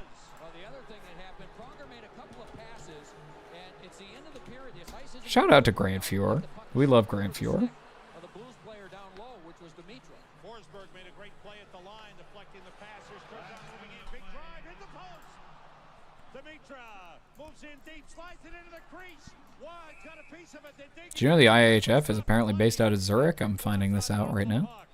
13 seconds to go in the 2-man advantage. Yeah, you can share my email with videoflow.io. There's a paywall. I'm not paying €4 to watch this game. Maybe next time. When the... Okay, listen. When the Division 3B tournament starts, I will spend the money. I will. The trouble is that those games seem to start at the latest 8:30 in the morning for me, so that would be difficult. I don't know. We will reassess. Thoughts on Mike Liu? I unfortunately don't have many thoughts on Mike Liu. All right, we're back. Let's see if we can get to something happening. Greatest Penguin ever, Mario or Sid? I think Mario's a better player, and he did save the team, but boy, it's tough. Jamie McLennan or Chico Resch? All right. Jamie McLennan. Wait, is that who's in? Oh no, was in goal. Jamie McLennan, I think, was on these Blues teams. Is he in net? Or is it? It's probably Roman Turek, I think. Did they score in this game? No. Oh! Hold on. Looks like Scott Young's gonna put us up.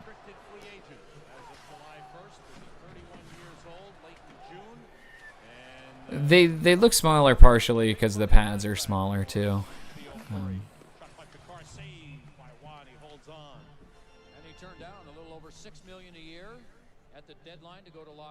McLennan started the first. McLennan. Yeah, McLennan started the first game in Wild history.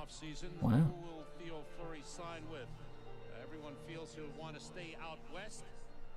Oh, Theo Fleury's on the Avalanche at this time, huh? It's before he goes to the Rangers. Happy in Denver. He calls Denver a bigger Calgary. Yes. The mountains right there. The weather now at this point. They got some snow the other day, but 2 days later it melted. Likes the golf courses out there. And you look at this lineup, he's very good friends with Joe Sakic. They've played together in many different international competitions, so they're familiar with one another. And this team has a chance to be good for a long time. Shot by McKinnis went wide, bounces lively in front, and it was clear. I thought that was going in. Good face-off win by Turgeon, set it all up. But McKinnis with a big drive missed the net. Turgeon moving with a puck, trying to fight off the check. In front, the backhand, score! Scott Young. There it is. He's in goal for St. Louis. This is, I think, slightly before Brent Johnson is there. I think it's Roman Turek. Season of his career. We'll see if they put a shot on net, if I can tell. Kind of low-quality footage. And Pellerin at 209. And Sam, that was Colorado's best defensive pair on the ice. That's right. Penalty upcoming on the Blues. Delayed penalty call. The Blues are just mugging everyone. Wraparound try by Yell was stopped. And now the whistle is blown. An obstruction holding call. Scott Young, and yes, it's happy and doing well, Theo Fleury, I guess. Yeah, I'm not sure what Sam Rosen is doing here. I guess, was he the Blues guy or the Avs guy? Southpaw, it's Turek. Okay, there you go. I didn't know Turek was a lefty or righty or whatever they call it. I didn't know Turek caught with his right. The penalty killers for St. Louis. Intercepted by Pronger, plays it off the boards. Eastwood tied up with Fleury. Pat's season before getting one by Patrick Waugh. Osgood era Blues. Osgood was pretty good with the Blues, wasn't he? Isn't that the team that he almost won the Vezina with?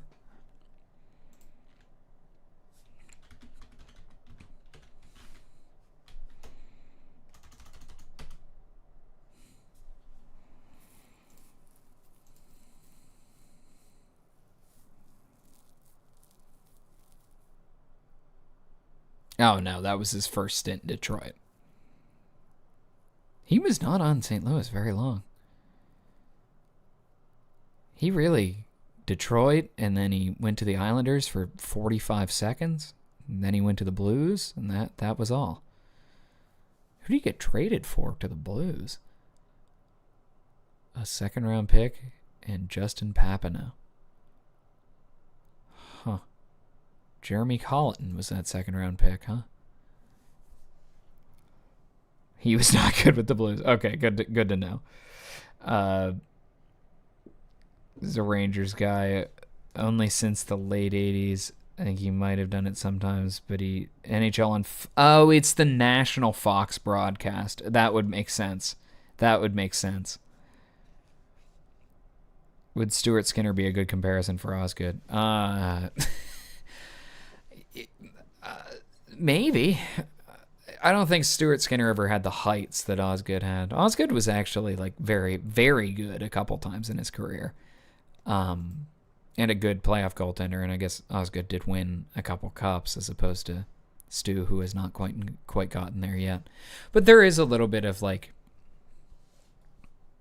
good goalie. Like Osgood was a consistently above average goalie, but Skinner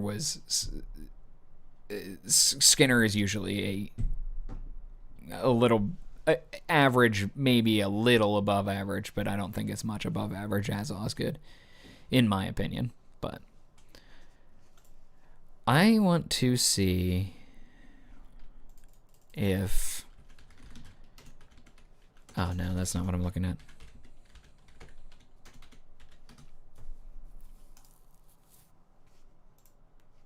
Okay. We've played this before. Oh, they did. They did open it up. Okay. Well, Osgood Hall of Fame worthy? I did a whole Hall of Fame court video, and my answer was no, unfortunately. He's kind of a my team was good merchant, you know? Let's do a little puck doku action here. 2016 playoffs, that's the Stars team that I covered. So that's... Let's see who I can really pull. Faxa was on that team. Who was really deep in that lineup? Sharp. Spezza. That's the year. Who's on that crappy defense? Because it's after they trade Daly. Or Daly leaves, I forget. Hemsky was on that team, yes. The guy who's coming to my mind, who I don't think a lot of people would pull, is Jason Demers. Nice. Okay, we're cooking. 2016 playoffs, the Lightning. They ran into the Penguins in the conference final, so I should know this team fairly well. Was Andre Schuster on that team? Oh, I should have used Demers for the Sharks. Oh, who did they trade for Demers? Shit. Oh.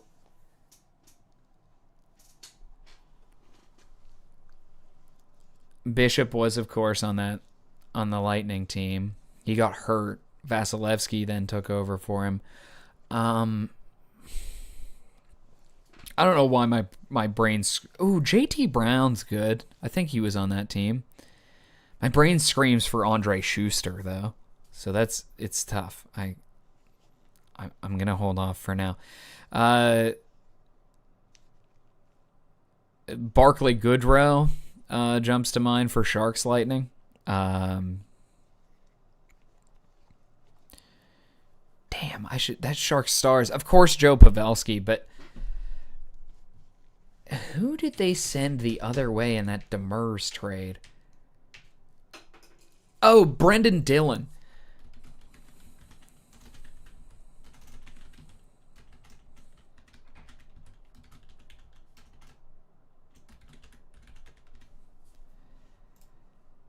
Ah, man. I was hoping that would be better. Tyler Johnson, okay. Belfour for Sharks Stars. Should have broke that out, but I was searching hard for Brendan Dillon. Did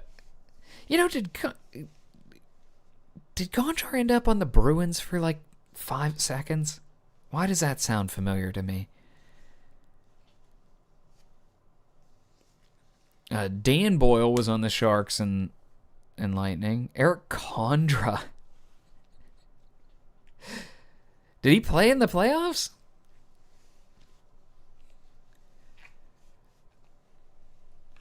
2016 Red Wings. That's the last year they make the playoffs. So was Mantha there yet? Was Larkin there yet?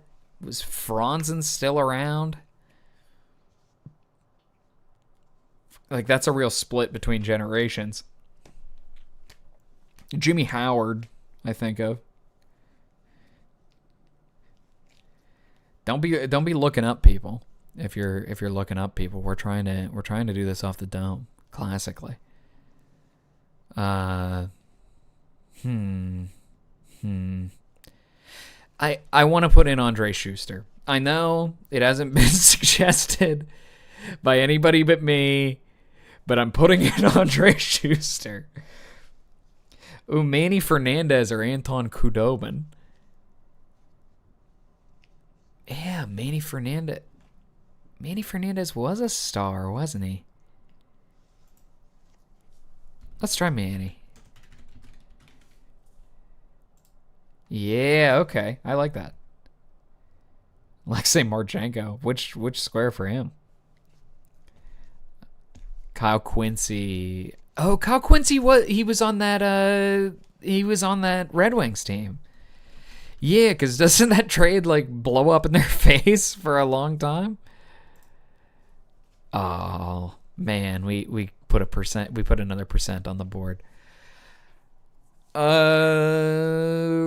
Wings Sabres, yeah. Red Wings Bruins, Ted Lindsay jumps to mind. I don't know how many people are putting him in there. But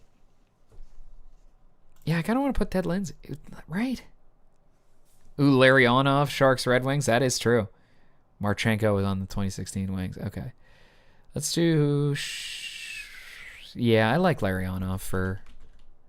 It'll probably be a little high, but... Oh, man, that's a lot higher than I even thought it would be. Wes Walls. Which of these two teams was Wes Wall? Bruins, I think, right? Was he on the Red Wings too? I do not think of Wes Walls as a guy who was on both of those teams. Terry Sawchuk, okay. I think you mean this square for Wes Walls, and I'm going to trust you.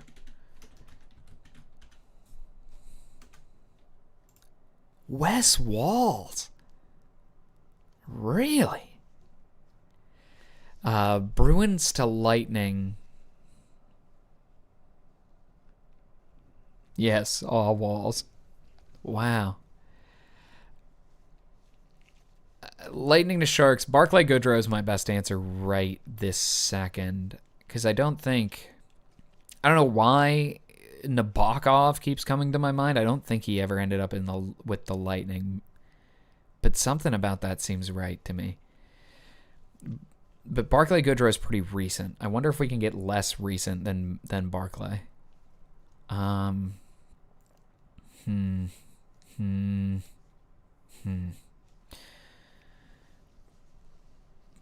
Bruins to Lightning. Bruins to Lightning. Oh, who was there was like a third line guy on the Bruins who went to the Lightning.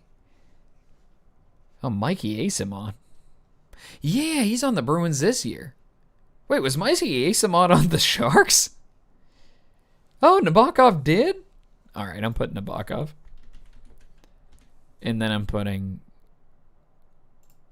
Mikey Asimon.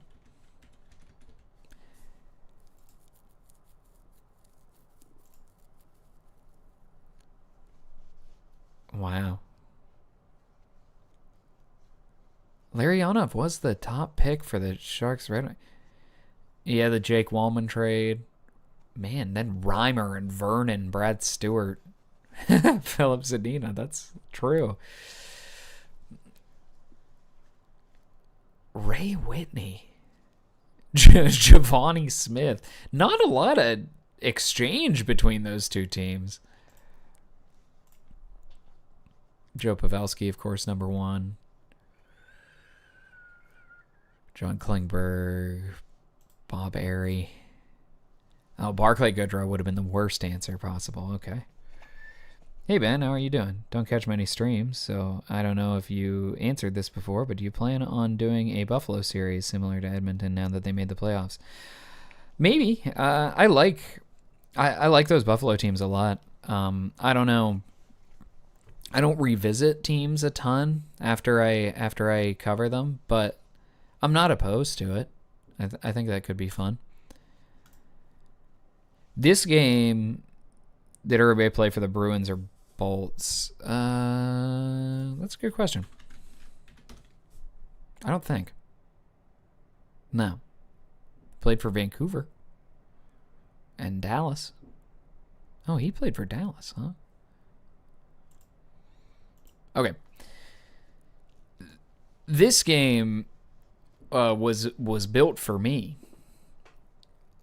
So you have to find people who played with Dougie Hamilton, who also, Dougie Hamilton played for New Jersey, Carolina, Calgary, and Boston, who also played with Jaromir Jagr or Sean Monahan or Zdeno Chara or Garnet Hathaway. They don't have to play on the team at the same time, but they have to have played like with both Dougie and Chara or both Dougie and Jagr or both Dougie and Monahan. Sometimes there's a little of both, you know. So we'll start by making guesses. Of course, the minds that come to my mind are the 2013 Boston Bruins. Brad Marchand and David Krejci.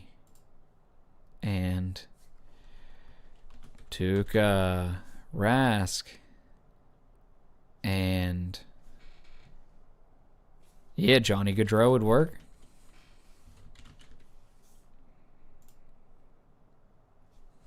Yeah, I guess he did play with Yager, and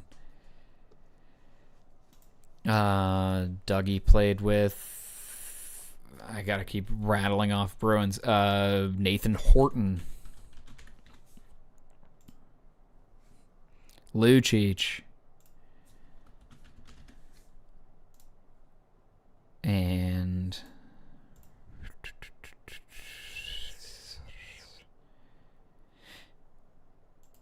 when was Yager on those? Did Zajac last long enough to play with both of them? I don't know if I want to make that guess, though.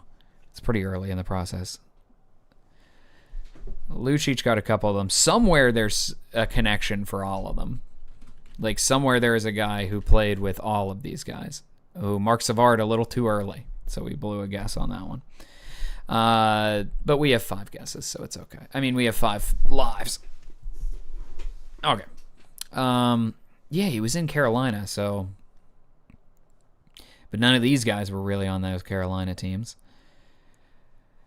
And he wouldn't have played with Elias Lindholm. He was the guy going the other way in that trade. Rich Peverly.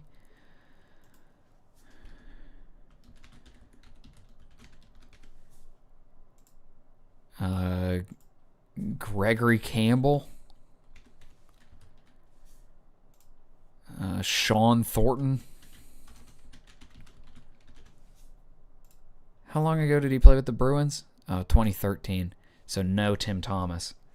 Hannafin. Oh, no, Hannafin went the other way in that deal. So I don't think he ever crossed over with Hannafin. So Hannafin came from Carolina to Calgary in that trade. But he would have played with Michael Furland. Okay, we're still cooking. Who else is on that stupid Bruins team that knocked out the Penguins? Yager, Horton. Louis Erickson. Yep.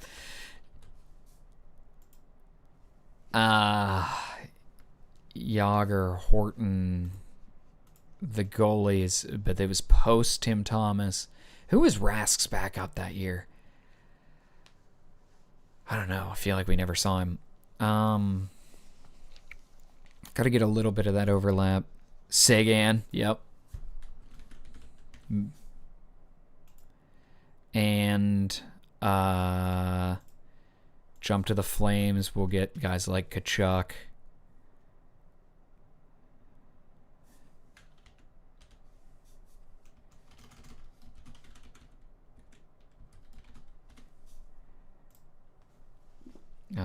Hey Ben, love the new Leaf series. My only complaint is that the Jelena goal crossed the line. I expected to hear immediate play of Brass Bonanza. Oh, yeah. If only. Kudobin.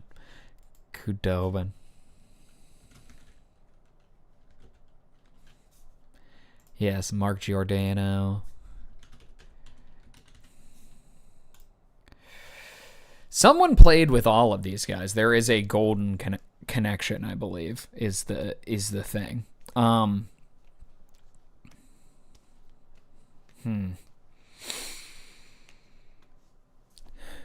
When did Dougie play with Garnet Hathaway is part of my question, but we're on to the finals. Yuri Hoodler.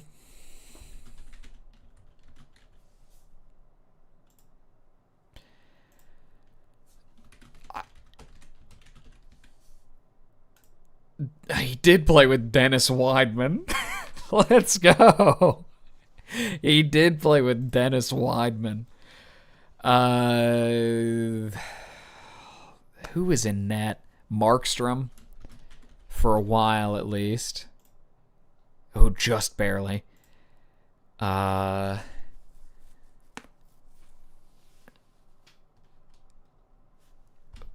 Is that the Mike Smith?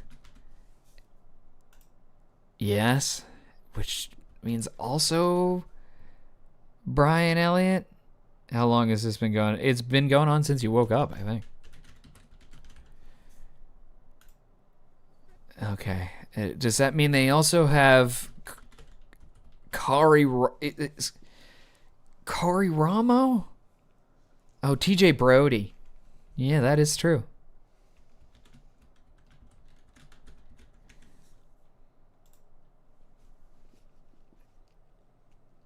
Yeah, Kari Ramo was not on those teams? Or Kari Ramo was on those teams? Linesman, respecter, Dennis Weidman. Uh-huh.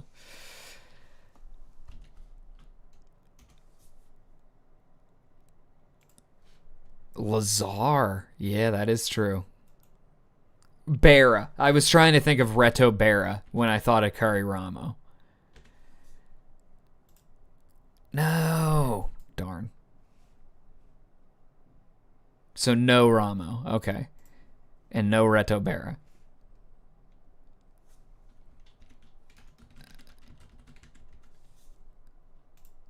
There's Sam Bennett.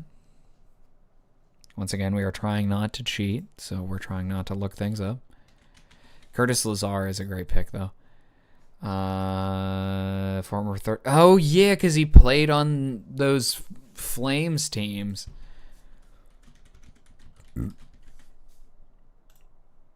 Oh, wrong era of Flames, I guess. He had already gone to Calgary by that point, I guess. Is there any overlap with the Devils? And, like, Iggy, he was gone by that time. But they played together in Boston.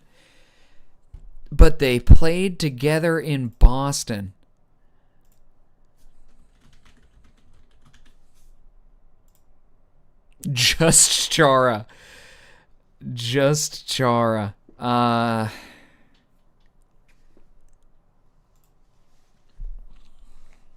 2015. Those Bruins went to the Cup too, didn't they? Oh. Who else was on those Calgary teams? I said Gaudreau. I said Kachuk. I said Brody and Giordano.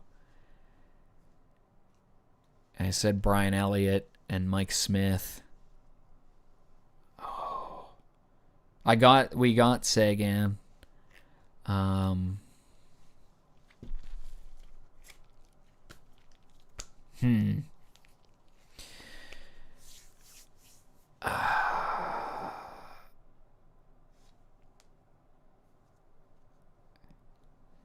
Who missed?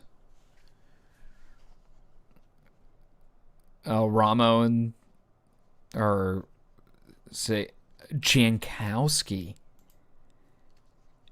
Yeah. I like that. Because he might have hit... I think he hit him in Calgary. Chara did play in Washington and on the island, yep. Ooh, good call with Marky Jankowski. Mark Recchi. Yeah, Wrecking-Ball was on the 2011 Bruins. He didn't quite last long enough to be with Dougie. Yeah, I did get Khudobin.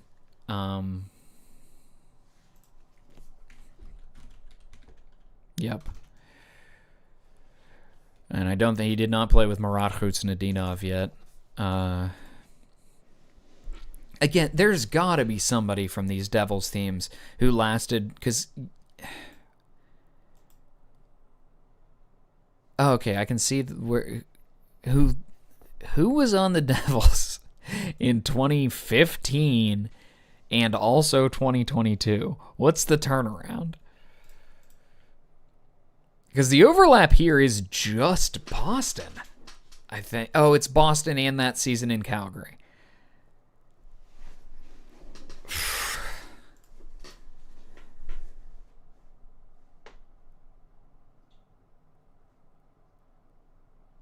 Did Chara play with anyone back in Ottawa that would later run into Dougie Hamilton? Zaka? Okay. Zaka was on the Devils, and where's Hathaway right now? Did he play with Zaka in Boston? Blackwood. And Blackwood was on the Devils, and then the Devils Sharks, and was Blackwood on that team in 2015? I don't think he lasted that whole way. Severson. Damon Severson might be a good pick. Chris Kelly. Chris Kelly was definitely on those Bruins teams, so he will make it. I kind of like Damon Severson. He played in 2014. I don't think he came... Okay, that does get a couple. Now, Damon Severson... Who else were we talking about? Zaka was a question.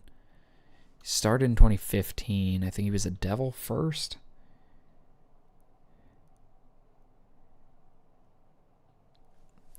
And Blackwood isn't quite... Yeah, he's not quite old enough to have connected the Devils. How long was Corey Schneider there? 22, and I think he played with the Islanders that last year. Krug was on those teams.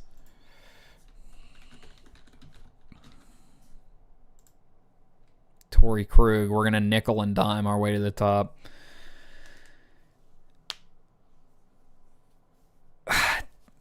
Would he have been with Yarrow Halak?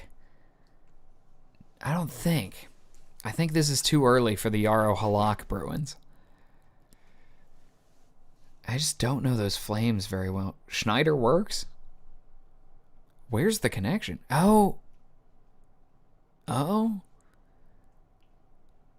Carolina? Random thoughts. What are your thoughts on the album Petty Hate Machine? I don't know it, unfortunately.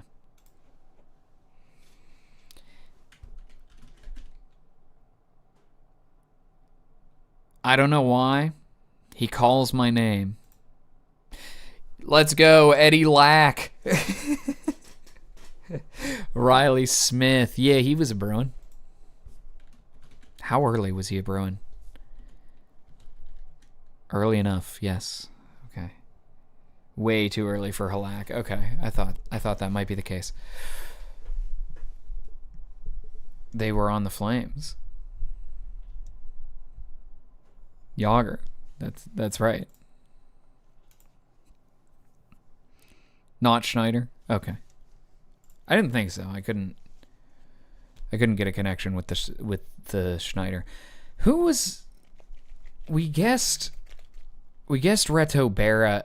Are we sure it's not Corey Ramo that we're thinking of? I'm going to do it. Yeah! I did guess Furland. Because he came with Hamilton in that trade. It was Hamilton, Furland, and Fox. Corey Potter.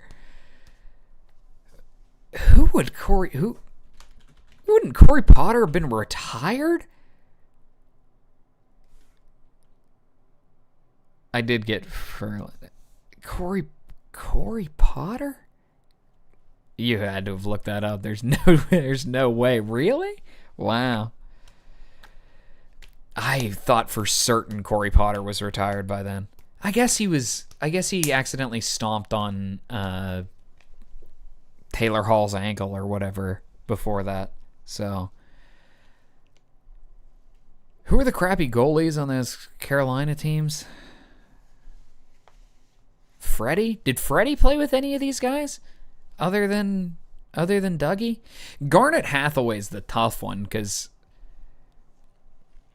he was in Calgary. He connects a little bit with Boston. he gets us some Washington guys.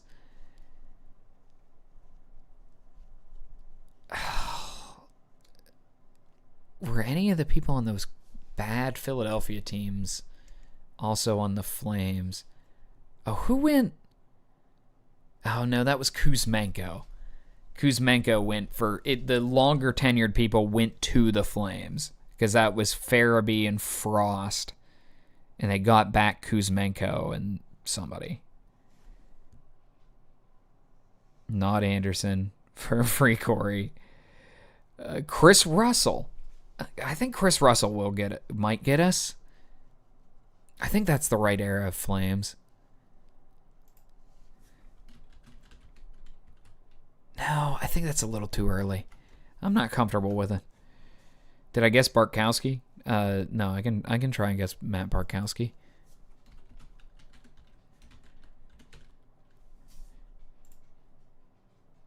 Matt Bartkowski is the one who connects them all?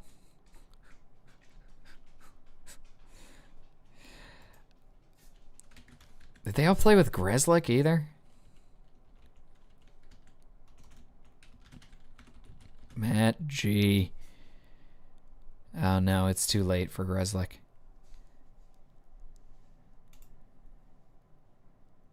Can we get higher? Vanacek. Cam Ward for the late 2010s Canes.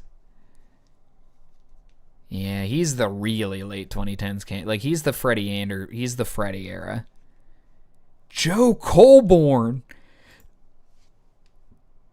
Joe Colborne, I bet that's a good one. Yeah, Joe Colborne. Vanacek oh yeah, because Vanacek that's the Devils one, because Vanacek was on those Devils teams and played with Chara and with Hathaway in Washington. Yeah.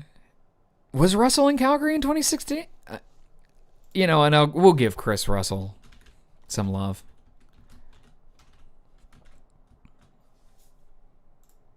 He got it. Just barely, but he's in. Because I think of Chris Russell as playing as the Oilers and then burning out in a ball of fire and never playing again. Okay. Dougie. He was on... What other... They were cycling through goalies like crazy in New Jersey, but we talked about Blackwood. He's not going to be on the list. We talked about Vanacek. He was on the list. That was a great call. The only reason I remember Joe Colborne exists is because I injured him in a NHL Legacy Edition GM mode and then signed him the next season. Poor Joe Colborne. He had... This is just an aside. I'm not going to look up any answers, but I think...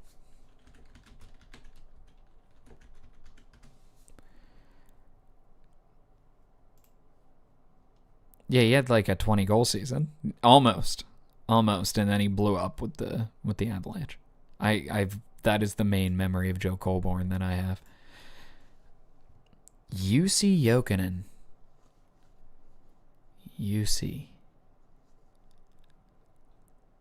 All right. We're kind of in the guessing period here. Nope, no dice on use. I injured him with Ryan O'Reilly. Fair enough. Ryan thought it was a Tim Hortons. Good for Ryan O'Reilly for getting his life back together. He's going to have a kind of legitimate Hall of Fame case at the end of his career. Brian Boyle played with Bartkowski, so it could fit. Oh, interesting. Ferentz and Seidenberg. There we go. That's two calls. Ferentz and Seidenberg. That's two classic Bruins. Jokinen didn't play with him, yeah, unfortunately. Brian Boyle, was he on those Devils teams?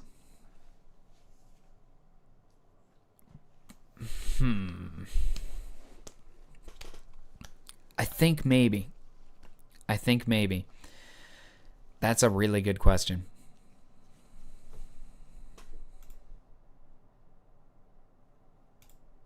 He played with so many teams. I think it's worth a guess, and if we get it wrong, whatever. Yeah, okay. There it is. Yeah, because, O'Reilly, if he's only 35 now. If he sticks around for like 2 or 3 more seasons, he's going to get 1,000 points, and he's going to be a 1,000-point guy with a Selke. I think he gets into kind of that like Rod Brindamore type area, and he's got the Conn Smythe too. Like he's gonna be closer than you would think. I will say. What did we score? I guess it didn't say.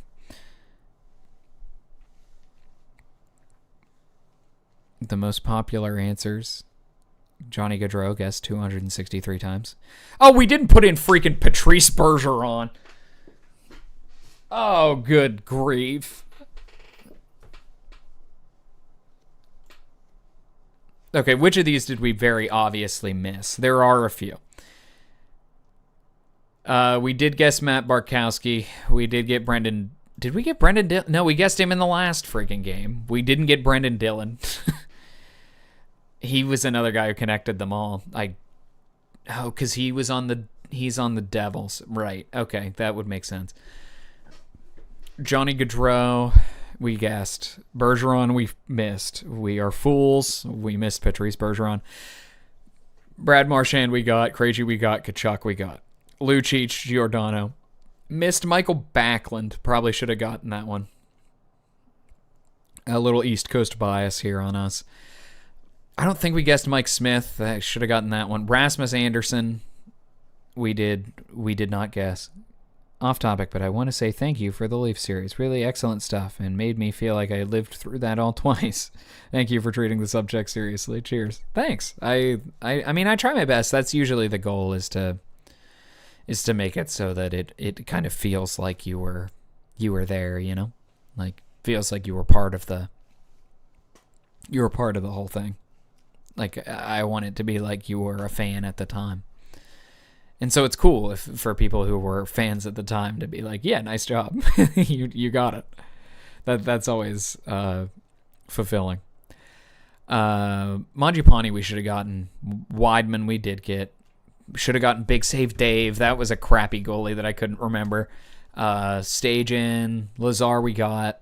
Frolik we missed. Man, you really start to understand just how... Kari Ramo would have gotten us 1 point. He did play with Kari Ramo. After all that, he did play with Kari Ramo. Where did he play with Kari Ramo? Was it with the... It almost has to have been with the Flames. The last year in Calgary. There's Dougie with Kari Ramo in net. And who else? Is Hathaway on this? Yes. Garnet Hathaway as a rookie.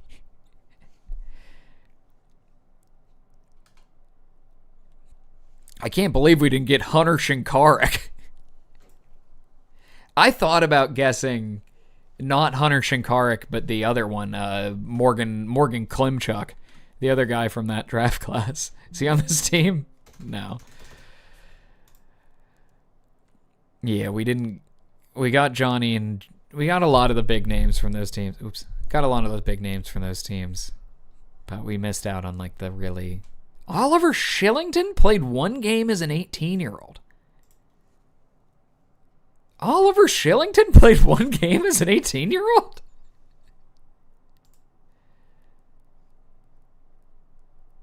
Game 82.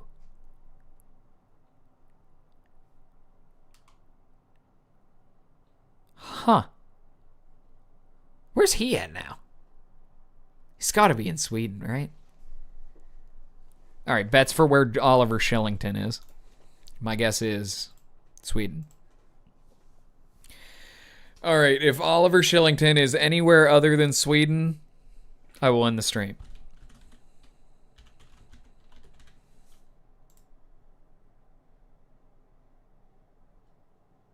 Okay, he is in Sweden, but I was probably gonna end the stream anyway. All right, my friends. Well, it looks like we're reaching the end here. We played some games. We had some fun. Brindamore and Bergeron are comparable, but Roar is a step below. Yeah, Bergeron has fewer points than you'd think, if I remember correctly.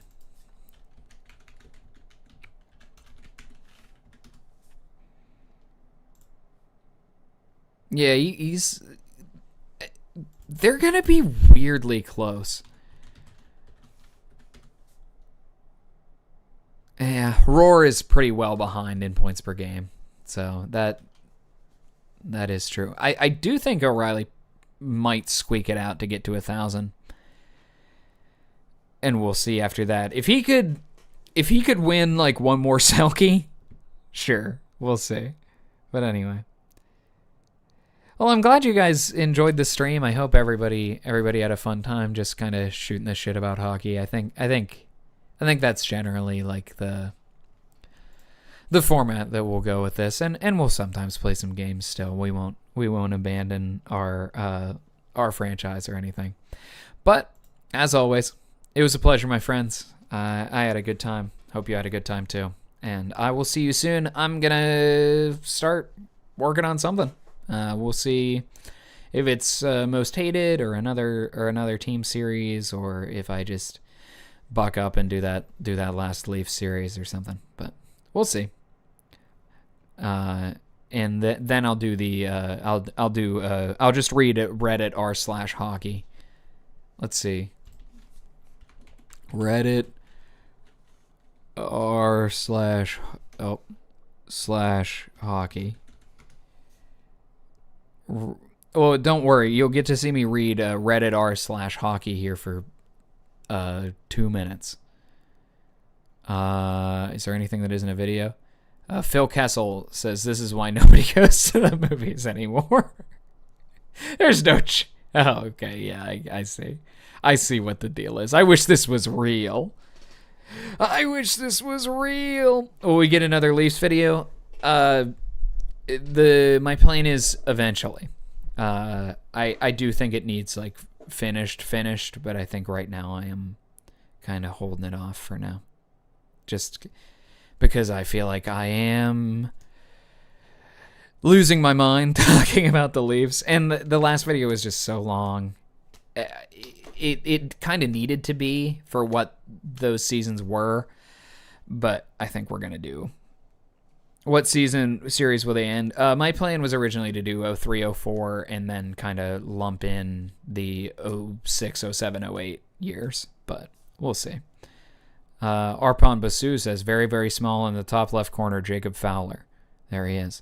In the bottom right, the goalie he grew up watching, Sergei Bobrovsky. Very rare to see a Canadiens player watching the visiting team's morning skate. Now that's epic sauce. Florida doing Florida things. Yeah, this is AJ Greer boarding Connor Zary. Is there anything that... what's the most recent? Sort by new. Studio discussion about Lulea's success in overtime in the playoffs.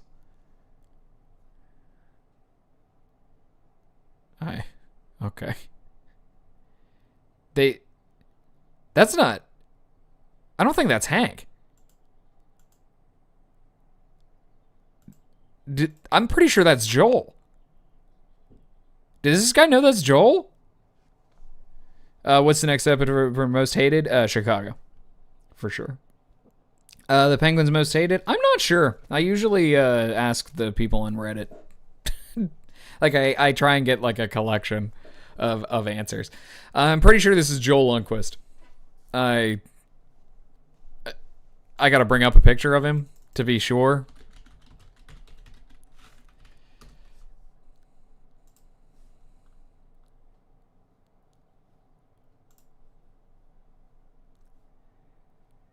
I mean, I know they're twins, but they don't look that much alike. Where's Hank?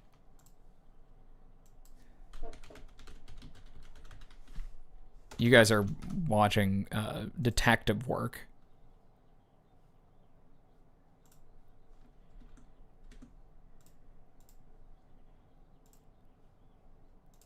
Yeah, that's Joel. That's not Hank. The nose is different. Joel has a bigger nose.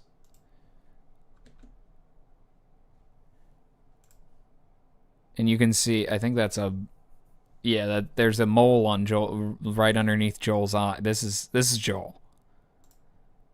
Do they know that's Joel? They don't know that's Joel. I'm not gonna tell them, but yeah, Joel. It would be really tough to be the meaningfully less hot twin. That would be a real bummer, I would say. If I had a twin who looked exactly like me and was just hotter and more successful, I think I'd be really bummed out. That would be tough. Can I get Dangle for the next video? I'll reach out. We'll see. I got DGB for this one. I was really excited about that. Shout out to our friend of the channel, Sean McIndoe. He joins the Friends of the Channel group with Pinholes Graham, Josh Yohe, and Sean McIndoe. Yeah, meaningfully less hot and talented. It's true. It's true.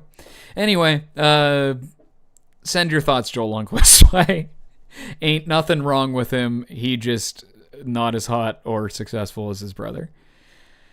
Anyway, goodbye for real this time. Thanks, guys. It's always fun.